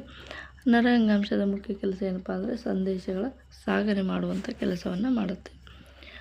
ಮೆರಿಸ್ಟೊಮೆಟಿಕ್ ಅಂಗಾಂಶ ಎಲ್ಲಿರುತ್ತೆ ಅಂತ ಕೇಳ್ತಾ ಇದ್ದಾರೆ. ಮೆರಿಸ್ಟೊಮೆಟಿಕ್ ಅಂಗಾಂಶ ಇದು ಯಾವುದೇ ಒಂದು ಬೆಳವಣಿಗೆ ಹೊಂದುವಂಥ ಸಸ್ಯದ ತುದಿ ಭಾಗದಲ್ಲಿ ಕಂಡುಬರುತ್ತೆ. ಇದನ್ನು ಬೇರು ತುದಿಯಲ್ಲಿ ಅಂತ ಕೂಡ ಹೇಳ್ಬೋದು. ಶಾಶ್ವತ ಅಂಗಾಂಶಗಳು ಯಾವುವು ಅಂತ ಇದೆ. ಶಾಶ್ವತ ಅಂಗಾಂಶಗಳು ಇವು ವಿಭಜನೆ ಆಗದ ಕೋಶಗಳಿಗೆ ನಾವು ಶಾಶ್ವತ ಅಂಗಾಂಶ ಅಂತ ಹೇಳಿ ಕರಿತೀವಿ. ಕ್ಯಾಂಬಿಯಂ ಯಾವ ತರಹದ ಅಂಗಾಂಶ? ಇದು ಮೆರಿಸ್ಟೊಮ್ಯಾಟಿಕ್ ಅಂಗಾಂಶಕ್ಕೆ ಒಂದು ಉದಾಹರಣೆ ಆಗಿದೆ. ಸಂಪರ್ಕ ಅಂಗಾಂಶಕ್ಕೆ ಉದಾಹರಣೆಯನ್ನು ಕೊಡಿ. ಸಂಪರ್ಕ ಅಂಗಾಂಶಕ್ಕೆ ಉದಾಹರಣೆ ಅಂದರೆ ಅದು ಎಲುಬು. ಇದು ಸ್ನಾಯುಗಳ ನಡುವೆ, ಸ್ನಾಯು ಮತ್ತು ಮೂಳೆಗಳ ನಡುವೆ ಸಂಪರ್ಕವನ್ನು ಏರ್ಪಡಿಸುವಂಥದ್ದು. ಕೊಬ್ಬಿನ ಅಂಗಾಂಶದ ಮುಖ್ಯ ಕೆಲಸ ಏನಂತ ಇದೆ. ಕೊಬ್ಬಿನ ಅಂಗಾಂಶದ ಮುಖ್ಯ ಕೆಲಸ ಏನಪ್ಪ ಅಂದರೆ ಇದು ಕೊಬ್ಬನ್ನು ಸಂಗ್ರಹಣೆ ಮಾಡುವಂಥದ್ದು. ನೆಕ್ಸ್ಟು, ಈ ಕೆಳಗಿನವುಗಳಲ್ಲಿ ಯಾವುದು ಮೆರಿಸ್ಟೊಮೆಟಿಕ್ ಅಂಗಾಂಶದ ಲಕ್ಷಣ ಅಲ್ಲ ಅಂತ ಇದೆ. ಸೊ ಸರಿಯಾದ ಉತ್ತರ, ಇವು ಸಣ್ಣ ಕೋಶಗಳನ್ನು ಹೊಂದಿರುತ್ತವೆ. ಇದು ಸರಿಯಾದ ಉತ್ತರ ಅಲ್ಲ. ಇವು ಯಾವಾಗಲೂ ಸಕ್ರಿಯವಾಗಿರ್ತವೆ. ದೊಡ್ಡ ವ್ಯಾಕ್ಯೂಲ್ಗಳನ್ನು ಹೊಂದಿರುತ್ತವೆ. ದಪ್ಪ ಸೈಟೋಪ್ಲಾಸಮನ್ನು ಕೂಡ ಹೊಂದಿರುತ್ತೆ. ಇಂಟ್ರಾಕ್ಯುಲರ್ ಮೆರಿಸ್ಟೊಮೆಟಿಕ್ ಮುಖ್ಯವಾಗಿ ಎಲ್ಲಿ ಕಂಡುಬರುತ್ತೆ ಅಂತ ಇದೆ. ಇದು ಕಾಂಡದ ಗಡ್ಡೆಗಳಲ್ಲಿ ಇದು ಕಂಡುಬರುತ್ತೆ. ಪ್ಯಾರೆಂಕೈಮ ಕೋಶಗಳಲ್ಲಿ ಕ್ಲೋರೋಪ್ಲಾಸ್ಟ್ ಇದ್ದರೆ ಇದನ್ನು ಏನಂತ ಕರೆಯುತ್ತಾರೆ? ಪ್ಯಾರೆಂಕೈಮದಲ್ಲಿ ಕ್ಲೋರೋಪ್ಲಾಸ್ಟ್ ಇದ್ದರೆ ಇದಕ್ಕೆ ಏನಂತ ಕರೀತಾರೆ? ಇದು ಕ್ಲೋರೆಂಕೈಮ ಅಂಥೇಳಿ ಕರಿತೀವಿ. ಸ್ಕ್ಲೆರೆಂಕೈಮ ಕೋಶಗಳಲ್ಲಿ ಲಿಗ್ನಿನ್ ಇದರಿಂದ ಏನು ಪ್ರಯೋಜನ? ಸ್ಕ್ಲೆರೆಂಕೈಮ ಇದರಿಂದ ಏನು ಪ್ರಯೋಜನ ಅಂದರೆ ದೃಢ ಮತ್ತು ಬಲವನ್ನು ನೀಡುತ್ತೆ. 5ನೇದು, ಕೆಳಗಿನವುಗಳಲ್ಲಿ ಯಾವುದು xylem ಅಂಗಾಂಶವಲ್ಲ? ಕೆಳಗಿನವುಗಳಲ್ಲಿ ಸ್ಟ್ಯೂ ಟ್ಯೂಬ್ಸ್ ಎನ್ನುವಂಥದ್ದು xylem ಅಂಗಾಂಶ ಅಲ್ಲ. ಉಳಿದವುಗಳು xylemನ ಅಂಗಾಂಶಗಳಾಗಿರ್ತವೆ. ಫ್ಲೋಯಮ್ನಲ್ಲಿ ಜೀವಂತ ಕೋಶ ಯಾವುದು? ಇವುಗಳಲ್ಲಿ ಜೀವಂತ ಜೀವಕೋಶ ಯಾವುದು ಅಂತ ಇದೆ. ಆಪ್ಷನ್ ಎ ಸ್ಟ್ಯೂ ಟ್ಯೂಬ್ ಅಂತ ಹೇಳಿ ಕರಿತೀವಿ. ಅಂದರೆ ಫ್ಲೋಯಮ್ ನಾಳಗಳು ಅಂತ ಹೇಳಿ ಕರಿತೀವಿ. ಇವುಗಳು ಜೀವಂತ ಜೀವಕೋಶಗಳು. ಟ್ರಾನ್ಸ್ಪಿರೇಷನ್ ಎಂದು ಯಾವ ಅಂಗಾಂಶ ಸಂಬಂಧಿಸಿದೆ? ಇದು ಝೈಲಮ್ ಅಂದರೆ ಟ್ರಾನ್ಸ್ಪಿರೇಷನ್ ಮಾಡುವಂಥದ್ದು ಝೈಲಮ್ಗೆ. ರಕ್ತದ ಪ್ಲಾಸ್ಮಾ ಯಾವ ತರಹದ ಮ್ಯಾಟ್ರಿಕ್ಸ್ ಆಗಿದೆ? ರಕ್ತದ ಪ್ಲಾಸ್ಮಾ ಅಂತಕ್ಕಂಥದ್ದು ಇದು ದ್ರವ ಅಂಗಾಂಶವಾಗಿದೆ. 9ನೇದು ಕೆಳಗಿನವುಗಳಲ್ಲಿ ಯಾವುದು ಅಲ್ಲಿ ಅವೈಟೇಟಿವ್ ಇನ್ವ್ಯಾಲಿಟರಿ ಅಂದರೆ ಅನೈಚ್ಛಿಕ ಸ್ನಾಯು ಯಾವುದು ಅಂತ ಕೇಳ್ತಾ ಇದ್ರೆ ಆಪ್ಷನ್ ಬಿ ಹೃದಯ ಸ್ನಾಯುಗಳು. ಇವು ಅನೈಚ್ಛಿಕ ಸ್ನಾಯು, ಇನ್ವ್ಯಾಲಿಟರಿ ಮಸಲ್ಸ್. ನರಕೋಶದ ಯಾವ ಭಾಗದಲ್ಲಿ ಸಂದೇಶದ ಸಾಗಾಣಿಕೆ ಮುಖ್ಯ? ಇವುಗಳಲ್ಲಿ ಸಂದೇಶ ರವಾನೆ ಆಗಲಿಕ್ಕೆ ಮುಖ್ಯವಾಗಿ ಬೇಕಾಗಿರುವಂಥದ್ದು ಆಕ್ಸಾನ್. ಕ್ಲೋರೆನ್ಕೈಮ ಕೋಶಗಳ ಗೋಡೆಯ ದಪ್ಪ ಅಸಮವಾಗಿದೆ ಏಕೆ ಅಂತ ಕೇಳ್ತಾ ಇದ್ದಾರೆ. ಏಕೆಂದರೆ ಇವು ಸೆಲ್ಯುಲೋಸ್ ಮತ್ತು ಪೆಕ್ಟಿನ್ನಿಂದ ಮಾಡಲ್ಪಟ್ಟಿರುತ್ತೆ. ಹಾಗಾಗಿ ಇವುಗಳು ದಪ್ಪ ಅಸಮವಾಗಿರುತ್ತೆ, ಅಂದರೆ ಅನಿರಂತರತೆಯನ್ನು ಹೊಂದಿರುತ್ತೆ. ಕೆಳಗಿನವುಗಳಲ್ಲಿ ಯಾವುದು ಸಂಪರ್ಕದ ಅಂಗಾಂಶ ಅಲ್ಲ? ಇದು ನರ ಅಂಗಾಂಶ. ಇದು ಸಂದೇಶವನ್ನು ಕೊಡುವಂಥ ಅಂಗಾಂಶವಾಗಿದೆ. ಉಳಿದವುಗಳು ಸಂಪರ್ಕ ಅಂಗಾಂಶವಾಗಿವೆ. ಹಾಗಾಗಿ ನರ ಅಂಗಾಂಶ ಸರಿಯಾದ ಉತ್ತರ. ಸ್ಟೀವ್ ಟ್ಯೂಬ್ಗಳಲ್ಲಿ ನ್ಯೂಕ್ಲಿಯಸ್ ಇರುವುದಿಲ್ಲ ಏಕೆ? ಅಂದರೆ ಇದು ನಾಳಗಳಲ್ಲಿ ಫ್ಲೋಯಂ ನಾಳ, ಸೈಲಮ್ ನಾಳು ಅಂತ ಹೇಳಿ ಕರಿತೀವಿ. ಇವುಗಳಲ್ಲಿ ನ್ಯೂಕ್ಲಿಯಸ್ ಇರುವುದಿಲ್ಲ ಏಕೆ ಅಂತ ಇದೆ. ಇವು ಆಹಾರ ಸಾಗಾಣಿಕೆಗೆ ಸುಲಭವಾಗಲು ನ್ಯೂಕ್ಲಿಯಸ್ ಇರುವುದಿಲ್ಲ. ಕೆಳಗಿನವುಗಳಲ್ಲಿ ಯಾವುದು ಸರಿಯಾದ ಹೊಂದಿಕೆಯಾಗಿದೆ? ಕೆಳಗಿನವುಗಳಲ್ಲಿ ಸರಿಯಾದ ಹೊಂದಿಕೆ ಯಾವುದು ಅಂತ ಕೇಳ್ತಾ ಇದ್ದರೆ ಸರಿಯಾದ ಉತ್ತರ ಸ್ಕ್ಲೆರೆನ್ಕೈಮ. ಇದು ಸಸ್ಯಕ್ಕೆ ಬಲ ಮತ್ತು ದೃಢತೆಯನ್ನು ನೀಡುವಂಥದ್ದು. ಎಪಿಥೀಲಿಯಂ ಅಂಗಾಂಶದ ಟೈಟ್ ಜಂಕ್ಷನ್ ಏನು ಕೆಲಸ ಮಾಡುತ್ತೆ ಅಂತ ಇದೆ. ಇದು ಸರಿಯಾದ ಉತ್ತರ ಏನಪ್ಪ ಅಂದರೆ ಇವು ಕೋಶಗಳನ್ನು ಬಿಗಿಯಾಗಿ ಹಿಡಿದುಕೊಳ್ಳುತ್ತವೆ. ಟೈಟ್ ಜಂಕ್ಷನ್ ಅಂದರೆ ಇದು ಆ ಪ್ರಶ್ನೆಯಲ್ಲಿ ಉತ್ತರ ಇರುವಂಥದ್ದು ಕೋಶಗಳನ್ನು ಬಿಗಿಯಾಗಿ ಹಿಡಿದುಕೊಳ್ಳುವಂಥ ಕೆಲಸವನ್ನು ಮಾಡುತ್ತೆ. ಏರೆನ್ಕೈಮ ಯಾವ ಸಸ್ಯಗಳಲ್ಲಿ ಕಂಡುಬರುತ್ತದೆ? ಏರೆನ್ಕೈಮ ಎನ್ನುವಂಥದ್ದು ಇವು ಜಲಸಸ್ಯಗಳಲ್ಲಿ ಕಂಡುಬರುತ್ತೆ. ಜಲಸಸ್ಯಗಳು ನೀರಿನ ಮೇಲೆ ತೇಲಾಡಲಿಕ್ಕೆ ಏರೆನ್ಕೈಮ ಕೋಶ ಇರೋದರಿಂದ ಅವು ಆ ಒಂದು ಸಸ್ಯದಲ್ಲಿ ಗಾಳಿಯನ್ನು ತುಂಬಿಕೊಂಡಿರೋದ್ರಿಂದ ಇವು ನೀರಿನಲ್ಲಿ ತೇಲಾಡಲಿಕ್ಕೆ ಸಹಾಯವನ್ನು ಮಾಡುತ್ತೆ. ಕೆಳಗಿನವುಗಳಲ್ಲಿ ಯಾವುದು ದ್ವಿತೀಯಕ ಬೆಳವಣಿಗೆಗೆ ಕಾರಣ? ಕೆಳಗಿನವುಗಳಲ್ಲಿ ಯಾವುದು ದ್ವಿತೀಯಕ ಬೆಳವಣಿಗೆಗೆ ಕಾರಣ? ಸರಿಯಾದ ಉತ್ತರ ಲ್ಯಾಟರಲ್ ಮೆರಿಸ್ಟಮ್. ಅಂದರೆ ಮೆರಿಸ್ಟಮ್ ಎನ್ನುವಂಥದ್ದು ಇದು ಪ್ರೈಮರಿ ಅಂದರೆ ಪ್ರಥಮವಾಗಿ ಬೆಳೆಯುವಂಥ ಬೆಳವಣಿಗೆ. ಲ್ಯಾಟ್ರಲ್ ಅಂದರೆ ಒಂದು ಮರದ ಪಾರ್ಶ್ವಭಾಗಗಳಲ್ಲಿ ಕಂಡುಬರುವಂಥ ಬೆಳವಣಿಗೆಗೆ ನಾವು ಲ್ಯಾಟ್ರಲ್ ಮೆರಿಸ್ಟಮ್ ಅಂತ ಹೇಳಿ ಕರಿತೀವಿ. ಸ್ನಾಯುಗಳಲ್ಲಿ ATP ಬಳಕೆ ಯಾವ ಕಾರ್ಯಕ್ಕೆ? ಸ್ನಾಯುಗಳಲ್ಲಿ ATP ಬಳಕೆ ಆಗುವಂಥದ್ದು ಇವು ಸಂಕೋಚನ ಮತ್ತು ವಿಕಸನಗೊಳ್ಳಲಿಕ್ಕೆ. ಸ್ನಾಯುಗಳಲ್ಲಿ ಸಂಕೋಚನ ಮತ್ತು ವಿಕಸನಗೊಳ್ಳಲಿಕ್ಕೆ ಸಹಾಯವಾಗುತ್ತೆ. 9ನೇ ನರಕೋಶಗಳಲ್ಲಿ ಮೈಲಿನ್ ಶೀಟ್ ಕೆಲಸ ಏನು? ಇದು ವೇಗವನ್ನು ಹೆಚ್ಚಿಸುವಂಥದ್ದು ಕೆಲಸ, ಅಂದರೆ ಸಂದೇಶಗಳ ರವಾನೆಯ ವೇಗವನ್ನು ಹೆಚ್ಚಿಸುವಂಥ ಕೆಲಸವನ್ನು ಮಾಡುತ್ತೆ. ಈ ಕೆಳಗಿನವುಗಳಲ್ಲಿ ಯಾವುದು ಸರಿಯಾದ ಹೇಳಿಕೆ ಅಂತ ಇದೆ. ಸರಿಯಾದ ಅಂದರೆ ಕ್ಲೋರೆನ್ಕೈಮ ಎನ್ನುವಂಥದ್ದು ಲವಣಗಳನ್ನು ಇದು ನೀಡುತ್ತೆ. ಇದು ಲವಚಿಕತೆ ಅಂದರೆ ಇದು ಕನೆಕ್ಟಿವ್ ಟಿಶ್ಯೂ, ಇದು ಆ್ಯಕ್ಟಿವ್ ಆಗಿರುವಂಥದ್ದು. ಹಾಗಾಗಿ ಸರಿಯಾದ ಹೇಳಿಕೆ ಆಪ್ಷನ್ ಸಿ ಆಗಿರುತ್ತೆ. ಓಕೆ, ಇಷ್ಟು ಮಲ್ಟಿಪಲ್ ಚಾಯ್ಸು ಮತ್ತು ಇಂಪಾರ್ಟೆಂಟ್ ಕ್ವಶನ್ಸ್ಗಳನ್ನು ಡೀಟೇಲಾಗಿ ಡಿಸ್ಕಸ್ ಮಾಡಿದ್ವಿ.